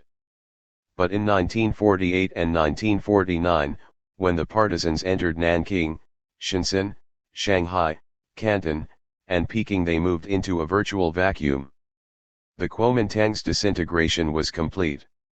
This is what Stalin failed to grasp even in 1948, when in vain he urged Mao to make peace with Chiang Kai-shek and agree to the incorporation of the partisans in Jiang's army. Afraid once again of complications of massive American intervention in Far Eastern areas adjacent to Soviet frontiers, Stalin was still in 1948, trying to recapture the Chinese status quo of 1928. In the meantime, the character of the revolution and the outlook of Chinese communism had changed radically. Mao's party bore, in ideology and organization, little resemblance either to Lenin's party or to Stalin's. Lenin's party had its roots deep in the working class. Mao's was based almost exclusively on the peasantry. The Bolsheviks had grown up within a multi-party system which had existed, half-submerged, in Tsarist Russia, and they had been accustomed to the give and take of intense controversy with their opponents, Mensheviks, social revolutionaries, liberals, and others. The Maoists, living for over 20 years in complete isolation, entrenched in their mountain fastnesses, caves, and villages, had become wholly introverted. They had no Mensheviks or social revolutionaries to confront in direct debate. Their polemics against the Kuomintang were in the nature of war propaganda that had to be conducted against an enemy rather than an ideological controversy with a serious opponent. The party cadres formed the commanding core of the partisans. Everything in their life was subordinated to the imperative needs of an armed contest. The organization, the discipline, the habits of thought, the day-to-day conduct of affairs were militarized. Unconventional and revolutionary though their militarism was, it stood in striking contrast to the predominantly civilian character of the Bolshevik Party. If Bolshevism had become monolithic through a long series of painful political and moral crises, after the suppression of many internal oppositions, Maoism had little to suppress in its own ranks. Its monolithic character was a natural and unconstrained growth. And so, although outwardly Maoism resembled Stalinism, the similarity concealed deep differences. Sinologues often compare Mao's partisans with the Chinese peasant armies that over the ages rose and overthrew dynasties to put their own leaders on the throne. No doubt, the partisans are in some ways descendants of those armies. In China too the past has refracted itself in the revolution, the past with its traditions of the Mandarinate as well as of the peasant risings. If Stalinism was the amalgam of Marxism with the savage barbarism of the old Russia, Maoism may be considered as an amalgam of Leninism with China's primitive patriarchalism and ancestral cults. Maoism is, in any case, far more deeply permeated by native custom and habit than the urban communism of the 1920s had been. Even a literary comparison of the writings of Mao and Chen Tuxiu, Mao's predecessor in the party leadership, reveals the difference. Mao's idiom is far more archaic than Chen Tuxiu's, whose language was closer to that of the European, especially the Russian, Marxists of the pre-Stalin era. Not for nothing does Mao compose his poems in the classical Mandarin style. Great though the power of the past over the present may be, however, we need not exaggerate it. In China as in Russia, the amalgam of a modern revolutionary ideology with primordial native tradition is the phenomenon of an epoch of transition. Here and there society has been in the throes of a transformation which reduces or destroys the force of custom and habit. Here and there the rulers have used tradition for purposes which uproot the traditional way of life. We have seen how industrialization, urbanization, and mass education render the Stalinist amalgam inacceptable to Soviet society, and it may be assumed that in this, if in nothing else, the Soviet Union prefigures the image of China's not too remote future. In any case, Mao's partisans, unlike the old rebellious peasant armies, have not left the patriarchal structure of Chinese society intact. They were the agents of a modern bourgeois revolution, which could not be contained within bourgeois limits, and they initiated a socialist revolution. They produced in fact the second great act of the international upheaval that had begun in Russia in 1917. How was it that they were able to produce it? In Russia, the double revolution was the outcome of an Homeric struggle waged primarily by the industrial workers, who were led by their genuine socialist vanguard. Mao's party, we know, had no connection with any industrial proletariat, and the latter played no significant part in the events of 1948–49. The peasantry stood for the redistribution of the land and private property. The so-called national bourgeoisie, disheartened and demoralized by the Kuomintang's corruption and disintegration, entertained the hope that Maoism would not go beyond the limits of bourgeois revolution. To sum up, in 1948–49 no basic social class in China strove to establish socialism. In embarking upon the socialist revolution, the Maoists enacted the role which the Bolsheviks had assumed only some years after 1917, that of trustees and guardians of an almost non-existent industrial working class. Insofar as they enjoyed the peasantry's support, the Maoists were not an isolated revolutionary elite, without any social class behind them. But the peasantry, its individualism focused on the rural economy, was, at best, indifferent to what was happening in the town. In going far beyond the peasantry's horizon, the Maoists were actuated by at least three motives: a. The ideological commitments into which they had entered in their early, formative years; b. Considerations of national interest; and c. Imperatives of international security. In their young years, while they underwent the influence of the Leninist school of thought, they had absorbed the ideas of proletarian socialism. During the decades of their immersion in rural China they had little or no use for those ideas, and they identified themselves with the peasantry's individualism.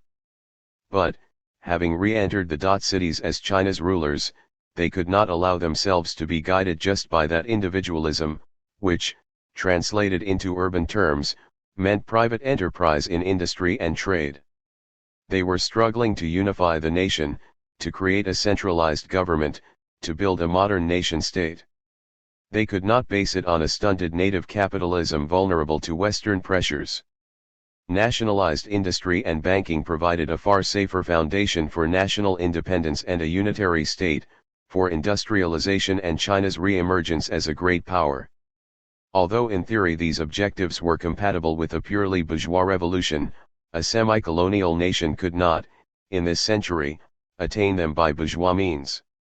Characteristically, Mao did not expropriate the capitalists without compensation. He has paid them to this day an indemnity in the form of long-term dividends, and has accorded them managerial posts in the economy.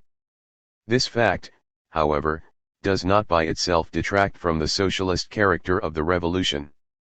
Finally, considerations of international security drove the new China towards the Soviet Union. Up to the moment of victory the Maoists had fought Kuomintang armies which were advised by American generals and equipped with American weapons. Occasionally, they had to do battle against American Marines as well. The United States upheld Chiang as the counter-revolutionary pretender. The Cold War was rising to its pitch, and the world was dividing into two blocks. In these circumstances China's security lay in a close alliance with the Soviet Union and in Soviet economic aid, and this necessitated the adjustment of her social and political structure to that of the Soviet Union. It was not easy for the new China to achieve close alliance with the USSR. The relations between the two communist powers were strained and surrounded by ambiguity from the outset.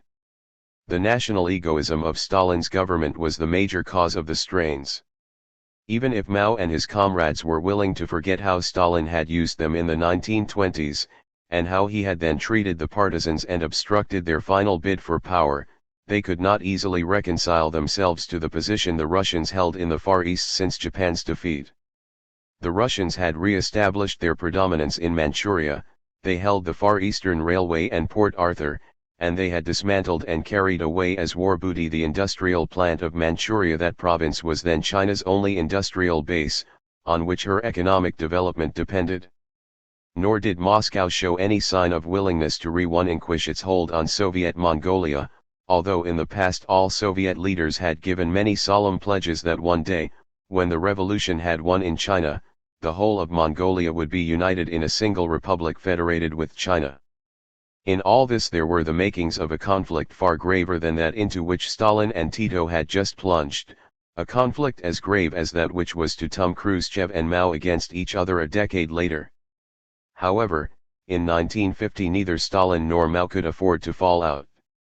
Stalin was wary of driving the Maoists and the Titoists into a common front, and Mao was so anxious to obtain Soviet goodwill and assistance that he struck a compromise with Stalin and clinched the alliance. The Soviet Union acted as the guarantor of the Chinese Revolution and of its socialist character. The Chinese Revolution was, of course, fraught with all the contradictions which troubled the Russian Revolution, those between its bourgeois and its socialist aspects and those inherent in any attempt to establish socialism in an undeveloped country. Similar circumstances produced similar results. Hence, despite their differences, the affinity between Maoism and Stalinism. Both acted within the single-party system, as holders of a power monopoly, and as guardians and trustees of the socialist interest, although Mao, having had no real experience of a multi-party system and no tradition of European Marxism behind him, acted that role with far less guilt and with far greater ease than Stalin. And Maoism, like Stalinism, reflected the backwardness of its native environment, which it would take the revolution a very long time to digest and overcome. The alliance, for all its ambiguity, brought vital benefits to both partners. Stalin had obtained not only the Chinese accession to the principle of exclusive Soviet leadership in the socialist camp, he also gained, through special Soviet-Chinese joint stock companies, a direct influence on the conduct of China's economic and political affairs. These mixed companies could not but hurt the susceptibilities of many Chinese, to whom they looked like new versions of old-fashioned Western concessions. Nevertheless, thanks to Soviet aid, the new China was not as isolated in the world as Bolshevik Russia had been in the years after 1917. The Western blockade could not impose on her the hardships it had once imposed on Russia. China was not at the outset reduced to her own desperately inadequate resources. Soviet engineering and scientific managerial advice and Soviet training of Chinese specialists and workers eased the start of China's industrialization, lightened for her the burden of primitive accumulation, and speeded up her takeoff. Consequently, China did not have to pay the high price for pioneering in socialism that Russia had paid, even though the Chinese started from far lower levels of economic and cultural development. Mao's government did not have to cut as deeply into the peasantry's income as Stalin's did, in order to provide the sinews of industrialization, nor did it have to keep the urban consumers on such short rations. These circumstances, and others which I cannot go into here, account for the fact that in the first decade of the revolution, social and political relations, especially those between town and country, were less tense in China than they had been in Russia. Nothing seemed to stand in the way of an even closer association between the two powers, especially when, after Stalin's death, his successors disbanded the joint stock companies, renounced direct control, and waived most of the humiliating conditions that Stalin had attached to aid. Indeed, the time seemed auspicious for the establishment of something like a socialist commonwealth stretching from the seas of China to the Elbe. In such a commonwealth 1/3 of mankind would have jointly planned its economic and social development on the basis of a broad rational division of labor and of an intensive exchange of goods and services. Socialism might at last have begun to turn into an international event. So ambitious an undertaking would, no doubt, have met with a host of difficulties, arising out of the huge discrepancies between the economic structures and standards of living and between the levels of civilization and the national traditions of the many participating nations. The cleavage between the haves and the have-nots, the most burdensome part of the legacy that socialist revolution inherits from the past, would have made itself felt in any case.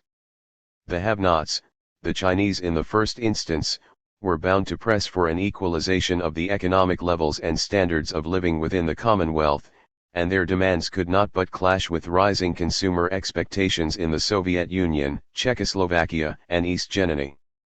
But these should not have been insuperable obstacles to a serious socialist attempt to transcend the nation-state economically.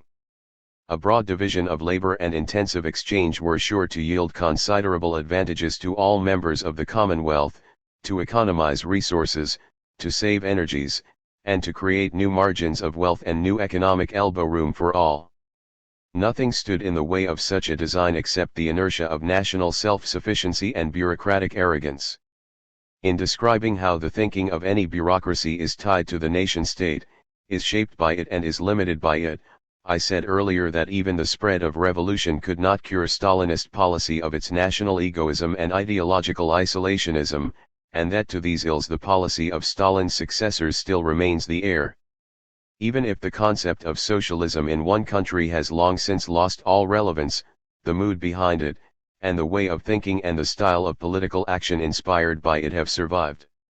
Nowhere has this shown itself more strikingly than in Russo-Chinese relations. I shall refer here to only one event in that sphere, the sudden cancellation by Khrushchev's government, in July 1960, of A-11 economic aid to China and the recall from China of all Soviet specialists, technicians, and engineers. The blow this dealt to China was probably far more cruel than had been, say, the brief and violent impact of Soviet armed intervention in Hungary. As the specialists and engineers had been ordered to deprive the Chinese of all Soviet construction plans, blueprints, and patents, a vast number of Chinese industrial enterprises was at a stroke brought to a standstill. The Chinese had invested heavily in the factories and plants under construction, these investments were frozen. Masses of half-installed machinery and unfinished buildings were left to rust and rot. For a poverty-stricken nation, only beginning to equip itself, this was a crippling loss. For about 5 years China's industrialization was interrupted, it was slowed down for a much longer period. Millions of workers were condemned to idleness and privations and had to trek back to the villages at a time when these were suffering from floods, droughts, and poor harvests. I cannot help recalling in this context the extraordinary premonition with which Lenin, in 1922, in one of his last writings, worried about the effect that the actions of the Dzержimorda, the great Russian chauvinist and bureaucratic bully, might one day have among those hundreds of millions of the peoples of Asia who will in the near future move to the forefront of the historic stage. The Maoists have repaid the Russians in their own coin, the coin of national egotism. Nhat we have heard from China ever since has been less and less the rational argument in the controversy over the ends and means of socialism, and more the cry of offended and enraged national pride, the cry of the wounded and humiliated.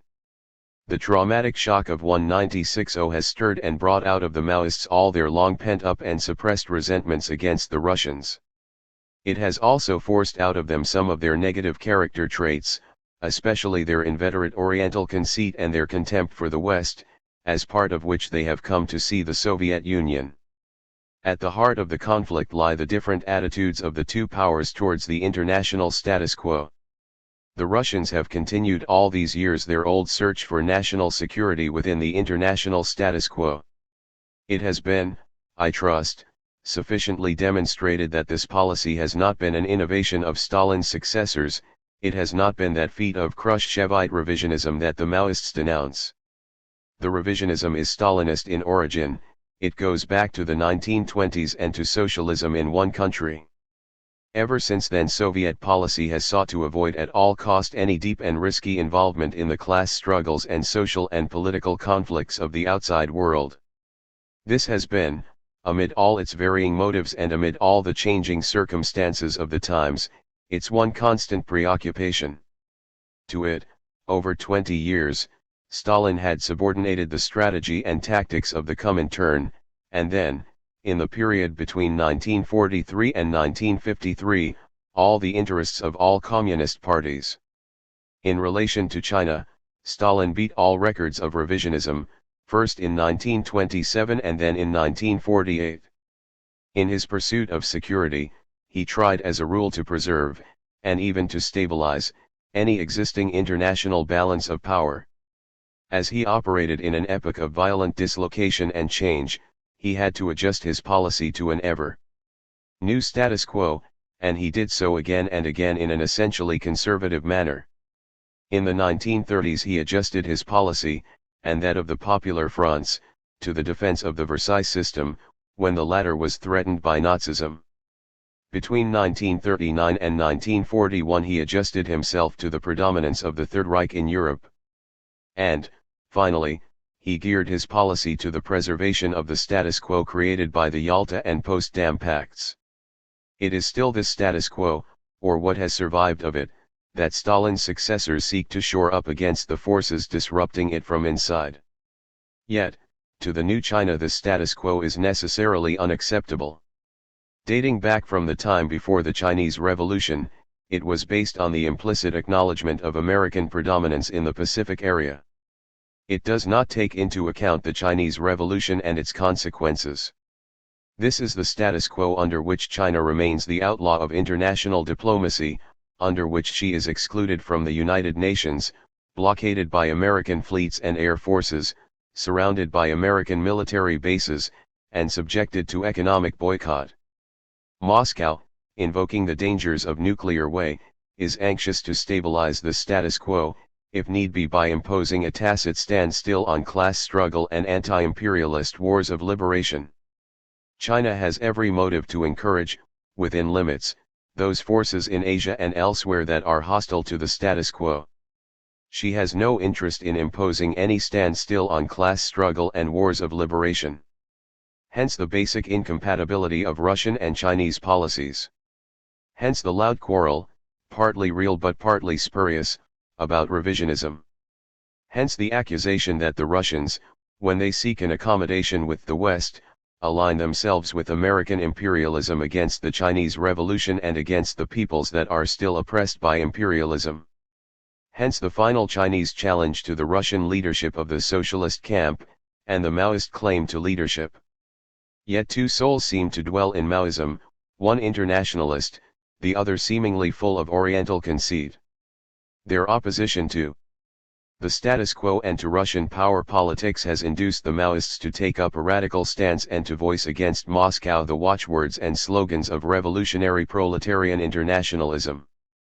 But their own background and experience, their deep immersion in the backwardness of their national milieu, their fresh yet so old exalted pride in their nation-state, the prize they have won in their epic struggle, their jack of deep roots in the working class or in any authentically Marxist tradition, all this disposes them towards a national narrow-mindedness and a sacred egoism quite as intense as the Stalinist, and so they, too, are inclined to subordinate the interests of foreign communist or revolutionary movements to their own raison d'etat and their own power politics.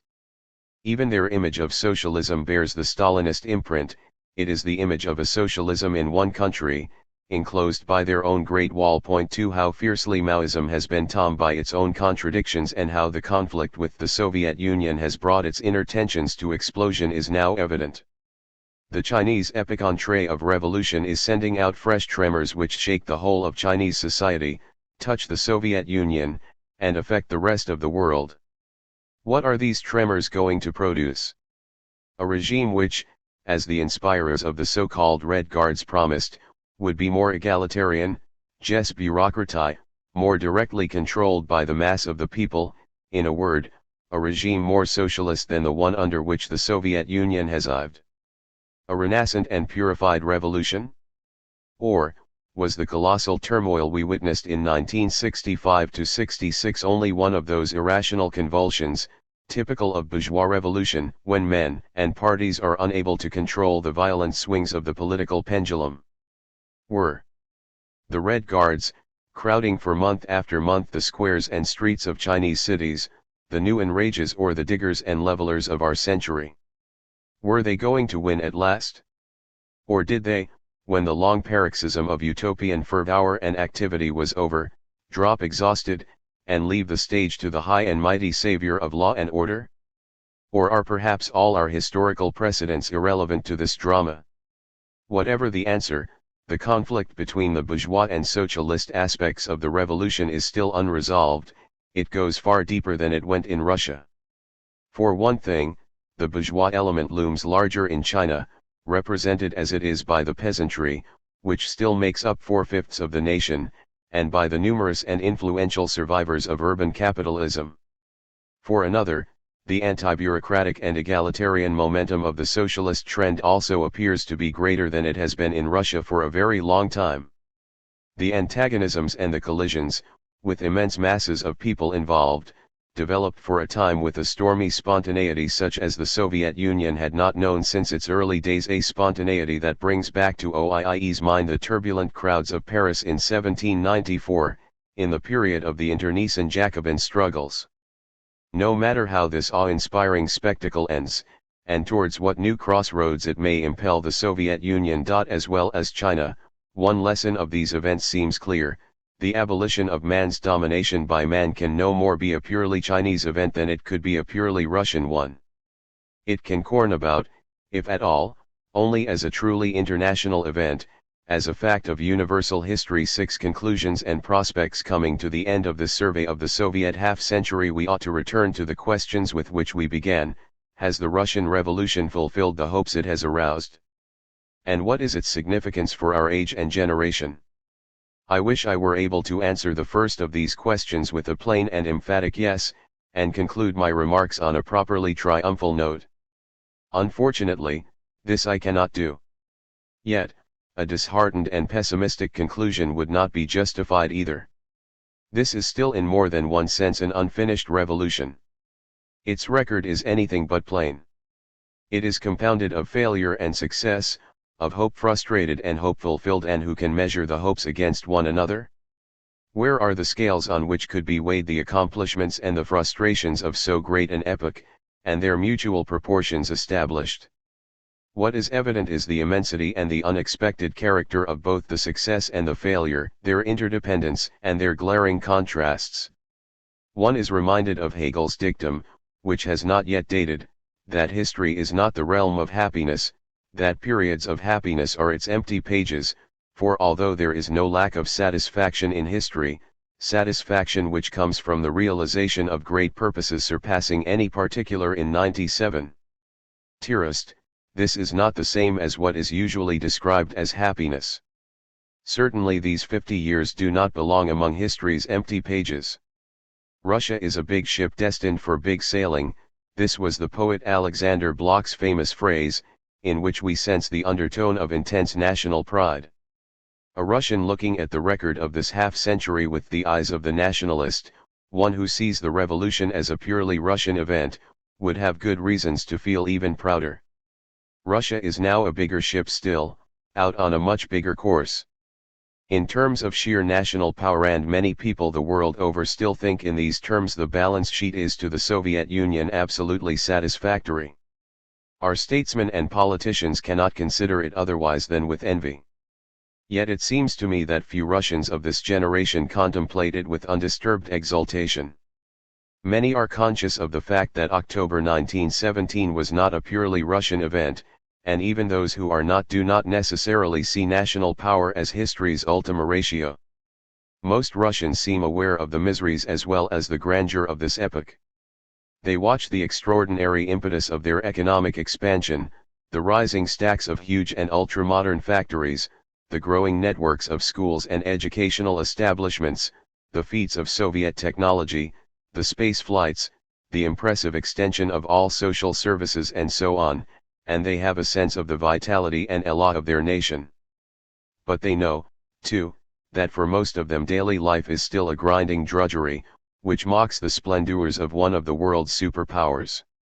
To give one indication, despite the immense scale of housing construction, the average dwelling space per person is still only 6 square yards.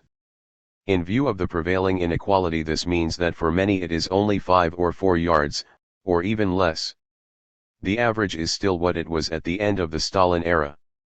This is not surprising if one recalls that in the last 15 years alone the mass of town dwellers has grown by as much as the entire population of the British Isles.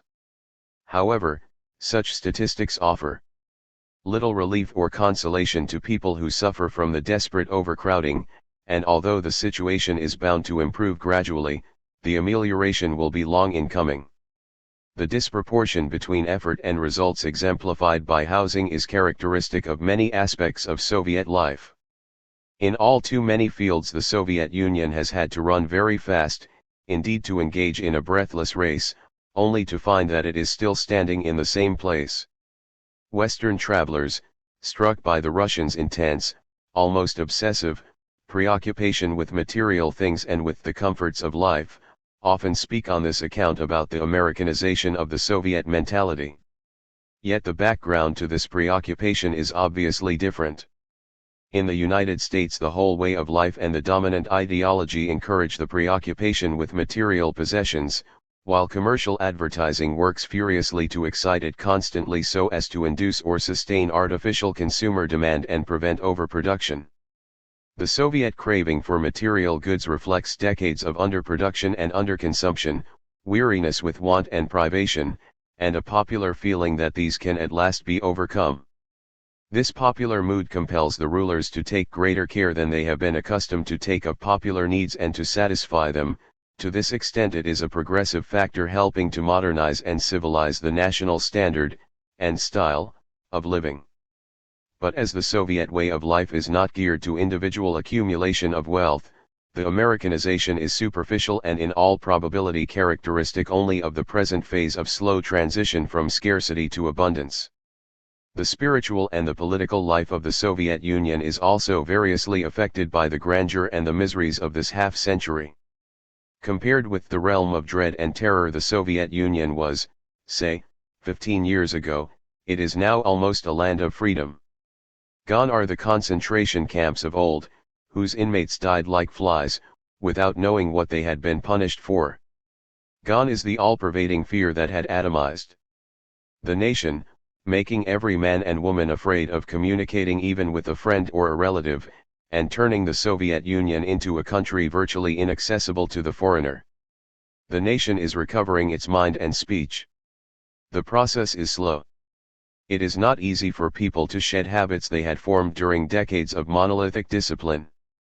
All the same, the change is remarkable.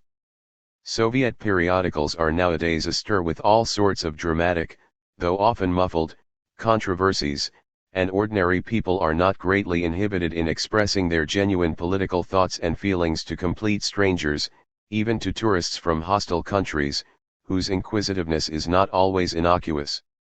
Yet the Soviet citizen often frets at the relatively mild bureaucratic tutelage under which he lives as he never fretted at Stalin's despotism. He feels that his spiritual freedom, too, is restricted to something like his miserable 6 square yards. It is one of the sublime features of the human character that men are not satisfied with what they have achieved, especially when their attainments are dubious or consist of half gains. Such discontent is the driving force of progress. But it may also become, as it sometimes does in the Soviet Union, a source of frustration and even of stern cynicism. In their political life also the Russians all too often feel that they have run fast to keep in the same place. The half-freedom the Soviet Union has won since Stalin's days can indeed be even more excruciating than a complete and hermetic tyranny. Recent Soviet writings, some published in the USSR, others abroad, have expressed the mortification that arises from this state of affairs, the morose pessimism it sometimes breeds, and even something like the mood of waiting for Godot. But, here again, similarities between Soviet and Western phenomena may be deceptive. The despair which permeates quite a few recent Soviet works of literature is rarely inspired by any metaphysical sense of the absurdity of the human condition. More often than not it expresses, allusively or otherwise, a kind of baffled anger over the outrageous abnormities of Soviet political life, especially over the ambiguities of the official de-Stalinization. The spirit of these writings is more active, satirical, and militant than that which has produced recent Western variations on the old theme of Vanitas vanitatum et vanitas omnia. The failure of the official de-Stalinization is at the heart of the malaise. It is more than a decade now since, at the 20th Congress, Khrushchev exposed Stalin's misdeeds.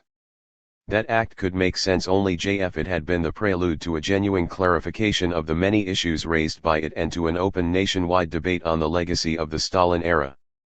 This has not been the case. Khrushchev and the ruling group at large were eager not to open the debate but to prevent it. They intended the prologue to be also the epilogue of the de-Stalinization. Circumstances compelled them to initiate the process, this had become an imperative necessity of national life. Since the protagonists and even the followers of all anti-Stalinist oppositions had been exterminated, only men of Stalin's entourage were left to inaugurate the de-Stalinization. But the task was ungenial to them, it went against the grain of their mental habits and interests. They could carry it out only half-heartedly and perfunctorily. They lifted a corner of the curtain over the Stalin era, but could not raise the whole curtain. And so the moral crisis, opened up by Khrushchev's revelations, remains unresolved. His disclosures caused relief and shock, confusion and shame, bewilderment and cynicism. It was a relief for the nation to be freed from the incubus of Stalinism, but it was a shock to realize how heavily the incubus had weighed down the whole body politic. Of course, many a family had suffered from the Stalinist terror and had known it in detail, but only now were they allowed to catch for the first time an overall glimpse of it, to glance at its true national dimensions. Yet this fleeting glimpse by itself was confusing.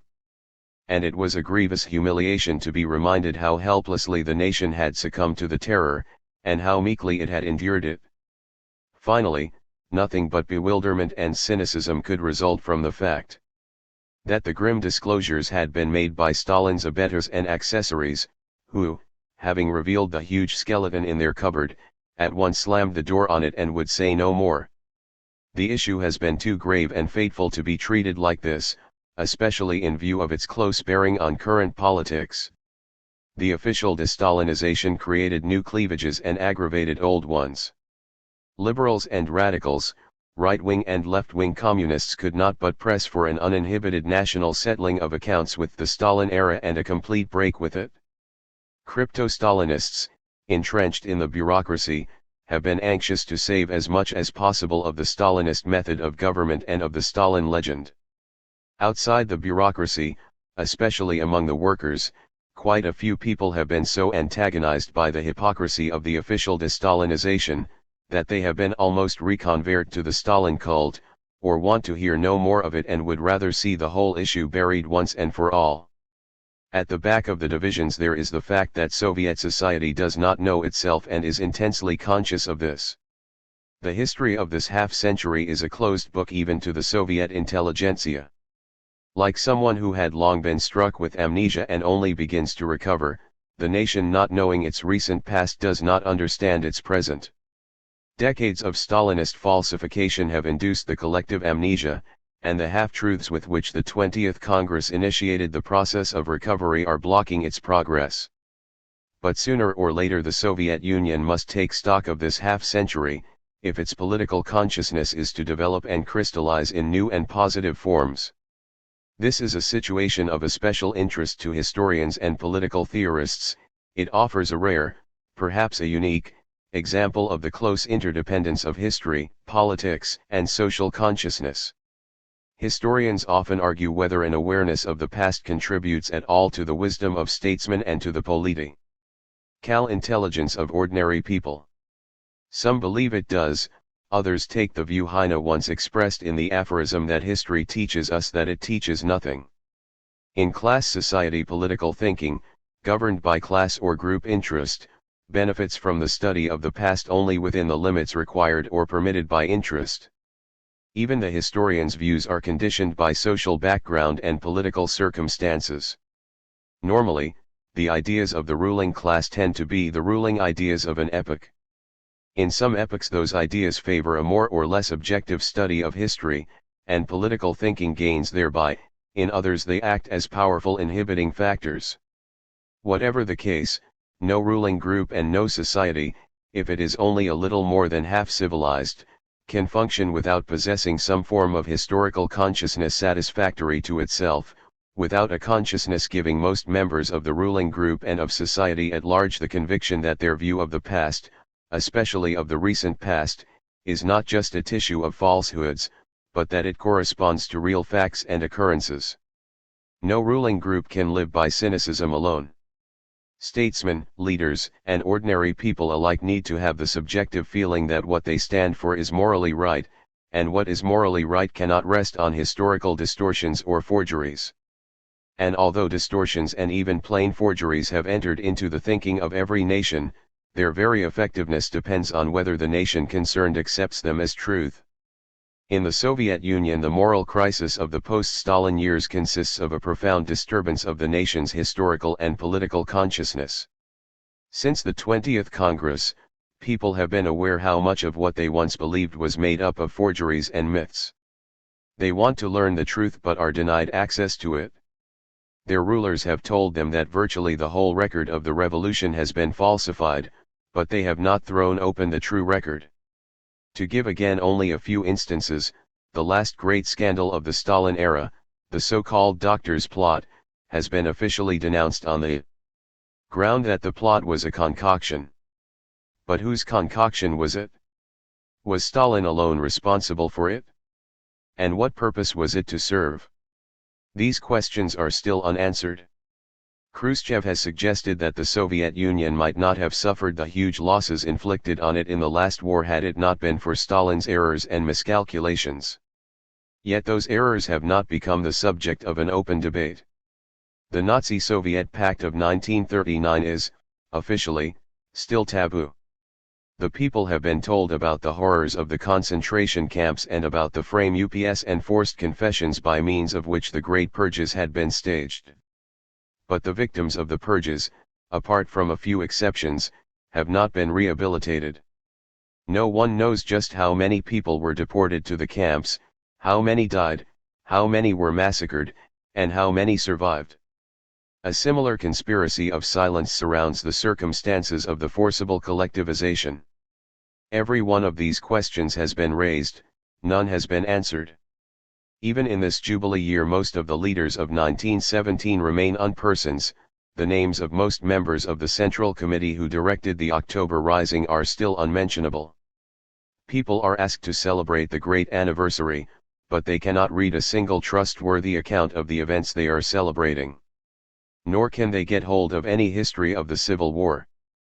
The ideological edifice of Stalinism has been exploded, but, with its foundations shattered, its roof blown off, and its walls charred and threatening to come down with a crash, the structure still stands, and the people are required to live in it. Opening this series of lectures I alluded to the blessings and curses of the continuity of the Soviet regime. We have dwelt on the blessings, now we see the curses as well. Sheltered by continuity, the irrational aspects of the revolution survive and endure together with the rational ones. Can they be separated from one another? It is clearly in the Soviet Union's vital interest that it should overcome the irrationalities and release its creative powers from their grip. The present incongruous combination breeds intense disillusionment, and because of this the miseries of the revolution may, in the eyes of the people, come to overshadow its grandeur. When this happened in past revolutions the result was restoration. But although restoration was a tremendous setback, indeed a tragedy, to the nation that succumbed to it, it had its redeeming feature. It demonstrated to a people disillusioned with the revolution how unacceptable the reactionary alternative was. Returned Bourbons and Stuarts taught the people much better than Puritans, Jacobins, or Bonapartists could, that there was no way back to the past, that the basic work of the revolution was irreversible, and that it must be saved for the future. Unwittingly, the Restoration thus rehabilitated the revolution, or at least its essential and rational accomplishments. In the Soviet Union, we know, the revolution has survived all possible agents of restoration. Yet it seems to be burdened with a mass of accumulated disillusionment and even despair that in other historical circumstances might have been the driving force of a restoration. At times the Soviet Union appears to be fraught with the moral psychological potentiality of restoration that cannot become a political actuality. Much of the record of these 50 years is utterly discredited in the eyes of the people, and no returned Romanovs are going to rehabilitate it. The revolution must rehabilitate itself, by its own efforts. Soviet society cannot reconcile itself for much longer to remaining a mere object of history and being dependent on the whims of autocrats or the arbitrary decisions of oligarchies. It needs to regain the sense of being its own master. It needs to obtain control over its governments and to transform the state, which has so long towered above society, into an instrument of the nation's democratically expressed will and interest. It needs, in the first instance, to re-establish freedom of expression and association. This is a modest aspiration compared with the ideal of a classless and stateless society, and it is paradoxical that the Soviet people should now have to strive for those elementary liberties which once figured in all bourgeois liberal programs which Marxism rightly subjected to its ruthless criticism. In a post-capitalist society, however, freedom of expression and association has to perform a function radically different from that which it has performed in capitalism. It need hardly be stressed here how essential that freedom has been to progress even under capitalism. Yet, in bourgeois society it can be a formal freedom only. Prevailing property relations render it so, for the possessing classes exercise an almost monopolistic control over nearly all the means of opinion formation. The working classes and their intellectual mouthpieces manage to get hold of, at best, marginal facilities for social and political self-expression. Society, being itself controlled by property, cannot effectively control the state. All the more generously is it allowed to indulge in the illusion that it does so, unless keeping up the illusion causes the bourgeoisie too much embarrassment and expense. In a society like the Soviet, freedom of expression and association cannot have so formal and illusory a character, either it is real, or it does not exist at all. The power of property having been destroyed, only the state, that is, the bureaucracy, dominates society, and its domination is based solely on the suppression of the people's liberty to criticize and oppose. Capitalism could afford to enfranchise the working classes, for it could rely on its economic mechanism to keep them in subjection. The bourgeoisie maintains its social preponderance even when it exercises no political power. In post-capitalist society no automatic economic mechanism keeps the masses in subjection, it is sheer political force that does it. True, the bureaucracy derives part of its strength from the uncontrolled commanding position it holds in the economy, but it holds that too by means of political force.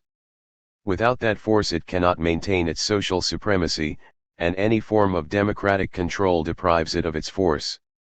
Hence the new meaning and function of the freedom of expression and association. In other words, capitalism has been able to battle against its class enemies from many economic, political, and cultural lines of defense, with much scope for retreat and maneuver. A post-capitalist bureaucratic dictatorship has far less scope. Its first, its political line of defense, is its last. No wonder that it holds that line with all the tenacity it can muster. The post-capitalist relationship between state and society is far less simple, however, than some ultra-radical critics imagine. There can, in my view, be no question of any so-called abolition of bureaucracy. Bureaucracy, like the state itself, cannot be simply obliterated. The existence of expert and professional groups of civil servants, administrators, and managers is part and parcel of a necessary social division of labor which reflects wide discrepancies and cleavages between various skills and degrees of education, between skilled and unskilled labor, and, more fundamentally, between brain and brawn. These discrepancies and cleavages are diminishing, and their reduction foreshadows a time when they may become socially so insignificant that state and bureaucracy may indeed wither away. But this is still a relatively remote prospect. What seems possible in the near future is that society should be able to retrieve its civil liberties and establish political control over the state. In striving for this, the Soviet people are not just reenacting one of the old battles that bourgeois liberalism had fought against absolutism, they are rather following up their own great struggle of 1917. The outcome will, of course, greatly depend on events in the outside world. The tremendous, and to us still obscure, upheaval in China must affect the Soviet Union as well.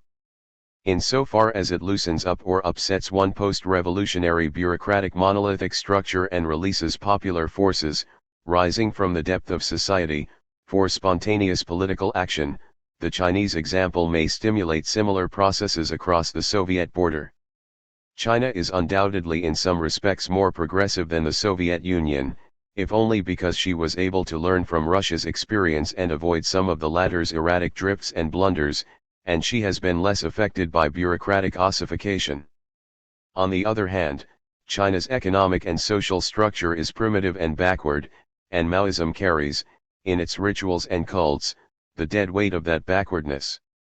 Consequently, the lessons it sets out to teach the world have all too often little or no relevance to the problems of more highly developed societies, and even when Maoism has something positive to offer, it usually does it in so rigidly orthodox a manner and in such archaic forms that the positive content is all too easily overlooked.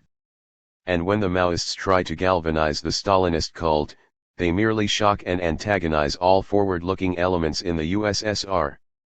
But perhaps the Russo-Chinese conflict may drive home one important lesson, namely, that arrogant bureaucratic oligarchies, incorrigible in their national narrow-mindedness and egoism, cannot be expected to work out any rational solution of this or any other conflict, still less can they lay stable foundations for a socialist commonwealth of peoples. Events in the West will contribute even more decisively, for good or evil, to the further internal evolution of the Soviet Union. We may leave aside here the frequently discussed and more obvious diplomatic and military aspects of the problem. It is evident enough what severe restrictions the Cold War and the international arms race place on the growth of welfare and the enlargement of liberty in the USSR. More fundamental and difficult is the issue of the stalemate in the class struggle, the makings of which were examined earlier. Is this stalemate going to last? Or is it only a fleeting moment of equilibrium? The view that it is going to last has gained much ground recently among Western political theorists and historians. Many are inclined to consider it as the final outcome of the contest between capitalism and socialism.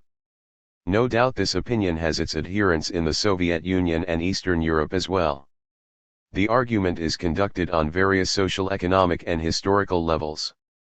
As of the USSR and the USA, it is pointed out, have, from their opposite starting points, evolved and moved towards one another so closely that their differences are increasingly irrelevant and the similarities are decisive. Among others, Professor John Kenneth Galbraith expounds this idea in his Wreath Lectures. He speaks emphatically about the convergence of structure in countries with advanced industrial organization and surveys the main points of the convergence in American society. There is the supremacy of the managerial elements, the divorce of management from ownership, the continuous concentration of industrial power and the extension of the scales of its operation, the withering away of laissez-faire and of the market, the growing economic role of the state, and, consequently, the inescapable necessity of planning, which is needed not merely to prevent slumps and depressions, but to maintain normal social efficiency. We have seen, says Professor Galbraith, that industrial technology has an imperative that transcends ideology. Pricking some current Western misconceptions about the revival of a market economy in the U.S.S.R., Professor Galbraith remarks, there is no tendency for the Soviet and the Western systems to convergence by the return of the Soviet system to the market. Both have outgrown that. What exists is a perceptible and very important convergence to the same form of planning under the growing authority of the business firm. In this presentation the convergence appears to occur not so much halfway between the two systems, as just within the boundaries of socialism, and the picture is not one of stalemate, but rather of a diagonal resulting from the parallelogram of capitalist and socialist pressures. 1 Historians find a precedent for this situation in the struggle between Reformation and Counter-Reformation. Professor Butterfield, one of the early exponents of this analogy, points out that at the outset of their conflict both Protestantism and Catholicism aspired to total victory, but that, having reached a deadlock, they were compelled to seek mutual accommodation, to coexist peacefully and content themselves with their respective zones of influence in Western Christianity. 2 In the meantime, their initial ideological antagonism had been whittled down by a process of mutual assimilation. The Church of Rome enhanced its strength by absorbing elements of Protestantism, while Protestantism, growing dogmatic and sectarian, lost much of its attraction and came to resemble its adversary. The stalemate was thus unbreakable and final, so is the deadlock between the opposed ideologies of our time. On this point the arguments of our historians and of the political or economic theorists converge. The historical analogy, convincing though it is in some points, has its faults and flaws. As such analogies often do, it overlooks basic differences between historic epochs. In the age of the Reformation, Western society was fragmented into a multitude of feudal, semi-feudal, post-feudal, pre-capitalist, and early capitalist principalities. The Protestant consciousness played its prominent part in the formation of the nation-state, but the nation-state set the outer limits to its unifying tendencies. The reunification of Western Christianity under the aegis of one church was an historic impossibility. In contrast to this, the technological basis of modern society, its structure and its conflicts, are international or even universal in character. They tend towards international or universal solutions. And there are the unprecedented dangers threatening our biological existence. These, above all, press for the unification of mankind, which cannot be achieved without an integrating principle of social organization. Protestantism and Catholicism confronted one another. Pri2H. Butterfield, International Conflict in the 20th Century, A Christian View, London 1960, pages F078. My criticism of Professor Butterfield's analogy does not detract from the soundness of his courageous pleas for an international détente which he addressed to American audiences in the 1950s. Merely in ideological terms, but in the background there was the great conflict between rising capitalism and declining feudalism. This was by no means brought to a halt by the ideological religious stalemate. The division of spheres between Reformation and Counter-Reformation corresponded, very broadly, to a division between the two social systems and to a temporary equilibrium between them. As the contest between the feudal and the bourgeois ways of life went on, it assumed new ideological forms. The more mature bourgeois consciousness of the 18th century expressed itself not in religious but in secularist ideologies, philosophical and political. The stalemate between Protestantism and Catholicism was perpetuated on a margin of history, as it were, for all practical historical purposes. In effective social and political action, it was transcended. Not only did the social conflict not congeal with the religious divisions, but it was fought out to the end. After all, capitalism achieved total victory in Europe. It did so by a wide variety of means and methods, by revolutions from below and revolutions from above, and after many temporary deadlocks and partial defeats.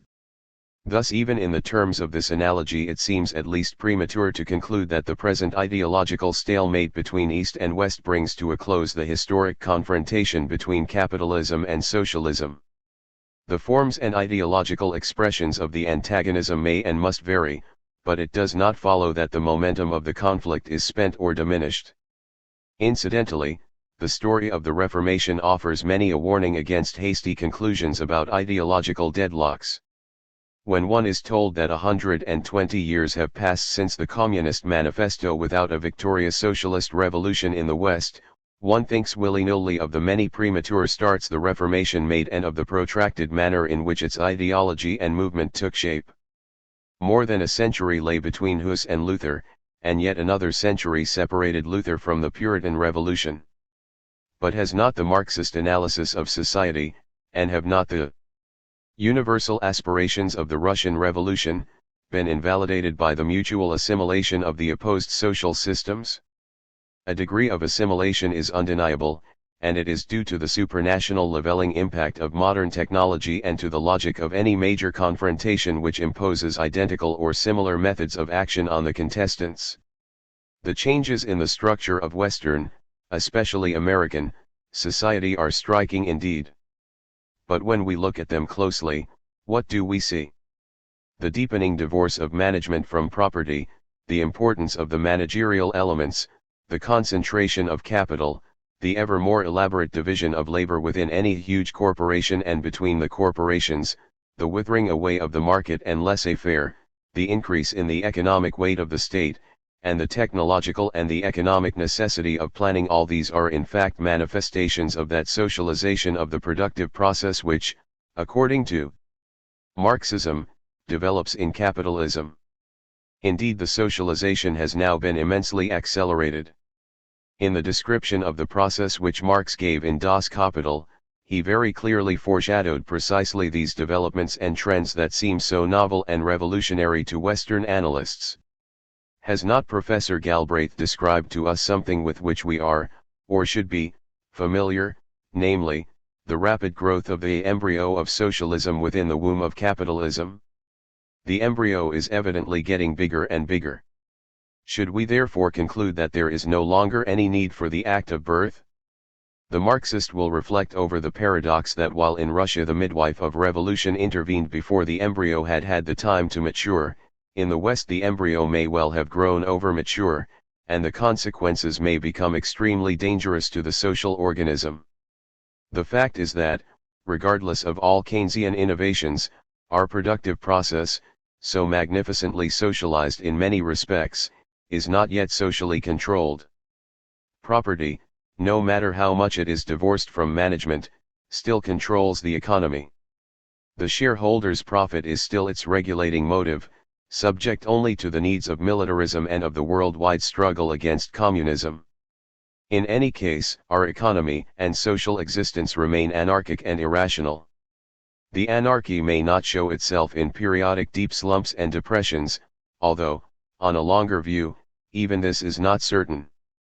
European capitalism, within its smaller compass, knew, after the Franco-Prussian War of 1870, a similar and even more prolonged prosperity, undisturbed by deep slumps, and this led Edward Bernstein and his fellow revisionists to conclude that events had given the lie to the Marxist analysis and prognostication. Soon thereafter, however, the economy was shaken by convulsions more violent than ever, and mankind was ushered into the epoch of world wars and revolutions. Nothing would be more welcome, especially to the Marxist, than the knowledge that capitalist property relations have become so irrelevant in Western society that they no longer hinder it in organizing rationally its productive forces and creative powers. Yet the test of this is whether our society can control and marshal its resources and energies for constructive purposes and for its own general welfare, and whether it can organize and plan them internationally as well as nationally. Until now our society has failed this test. Our governments have forestalled slumps and depressions by planning for destruction and death rather than for life and welfare. Not for nothing do our economists, financial experts, and jobbers speculate gloomily on what would happen to the Western economy if, for instance, the American administration were not to spend nearly $80 billion on armament in 1 year. Among all the dark images of declining capitalism ever drawn by Marxists, not a single one was as black and apocalyptic as the picture that reality is producing. About 60 years ago Rosa Luxemburg predicted that one day militarism would become the driving force of the capitalist economy, but even her forecast pales before the facts. This is why the message of 1917 remains valid for the world at large. The present ideological deadlock and the social status quo can hardly serve as the basis either for the solution of the problems of our epoch or even for mankind's survival. Of course, it would be the ultimate disaster if the nuclear superpowers were to treat the social status quo as their plaything and if either of them tried to alter it by force of arms. In this sense the peaceful coexistence of East and West is a paramount historic necessity. But the social status quo cannot be perpetuated. Karl Marx, speaking about stalemates in past class struggles, notes that they usually ended in the common ruin of the contending classes. A stalemate indefinitely prolonged, and guaranteed by a perpetual balance of nuclear deterrence, is sure to lead the contending classes and nations to their common and ultimate ruin. Humanity needs unity for its sheer survival. Where can it find it if not in socialism? And great though the Russian and the Chinese revolutions loom in the perspective of our century, Western initiative is still essential for the further progress of socialism. Hegel once remarked that world history moves from the East to the West and that Europe represents the close of world history, whereas Asia was only its beginning. This arrogant view was inspired by Hegel's belief that the Reformation and the Prussian state were the culmination of mankind's spiritual development, yet many people in the West, worshippers of neither state nor church, believed until recently that world history had indeed found its final abode in the West, and that the East, having nothing significant to contribute, could only be its object. We know better. We have seen how vigorously history has moved back to the East. However, we need not assume that it ends there and that the West will forever go on speaking in its present conservative voice and contribute to the annals of socialism only a few more empty pages. Socialism has still some decisive revolutionary acts to perform in the West as well as in the East, and nowhere will history come to a close. The East has been the first to give effect to the great principle of a new social organization, the principle originally conceived in the West. 50 years of Soviet history tell us what stupendous progress a backward nation has achieved by applying that principle, even in the most adverse conditions. By this alone these years point to the limitless new horizons that WSTEM society can open to itself and to the world if only it frees itself from its conservative fetishes. In this sense the Russian Revolution still confronts the West with a grave and challenging residential agitator.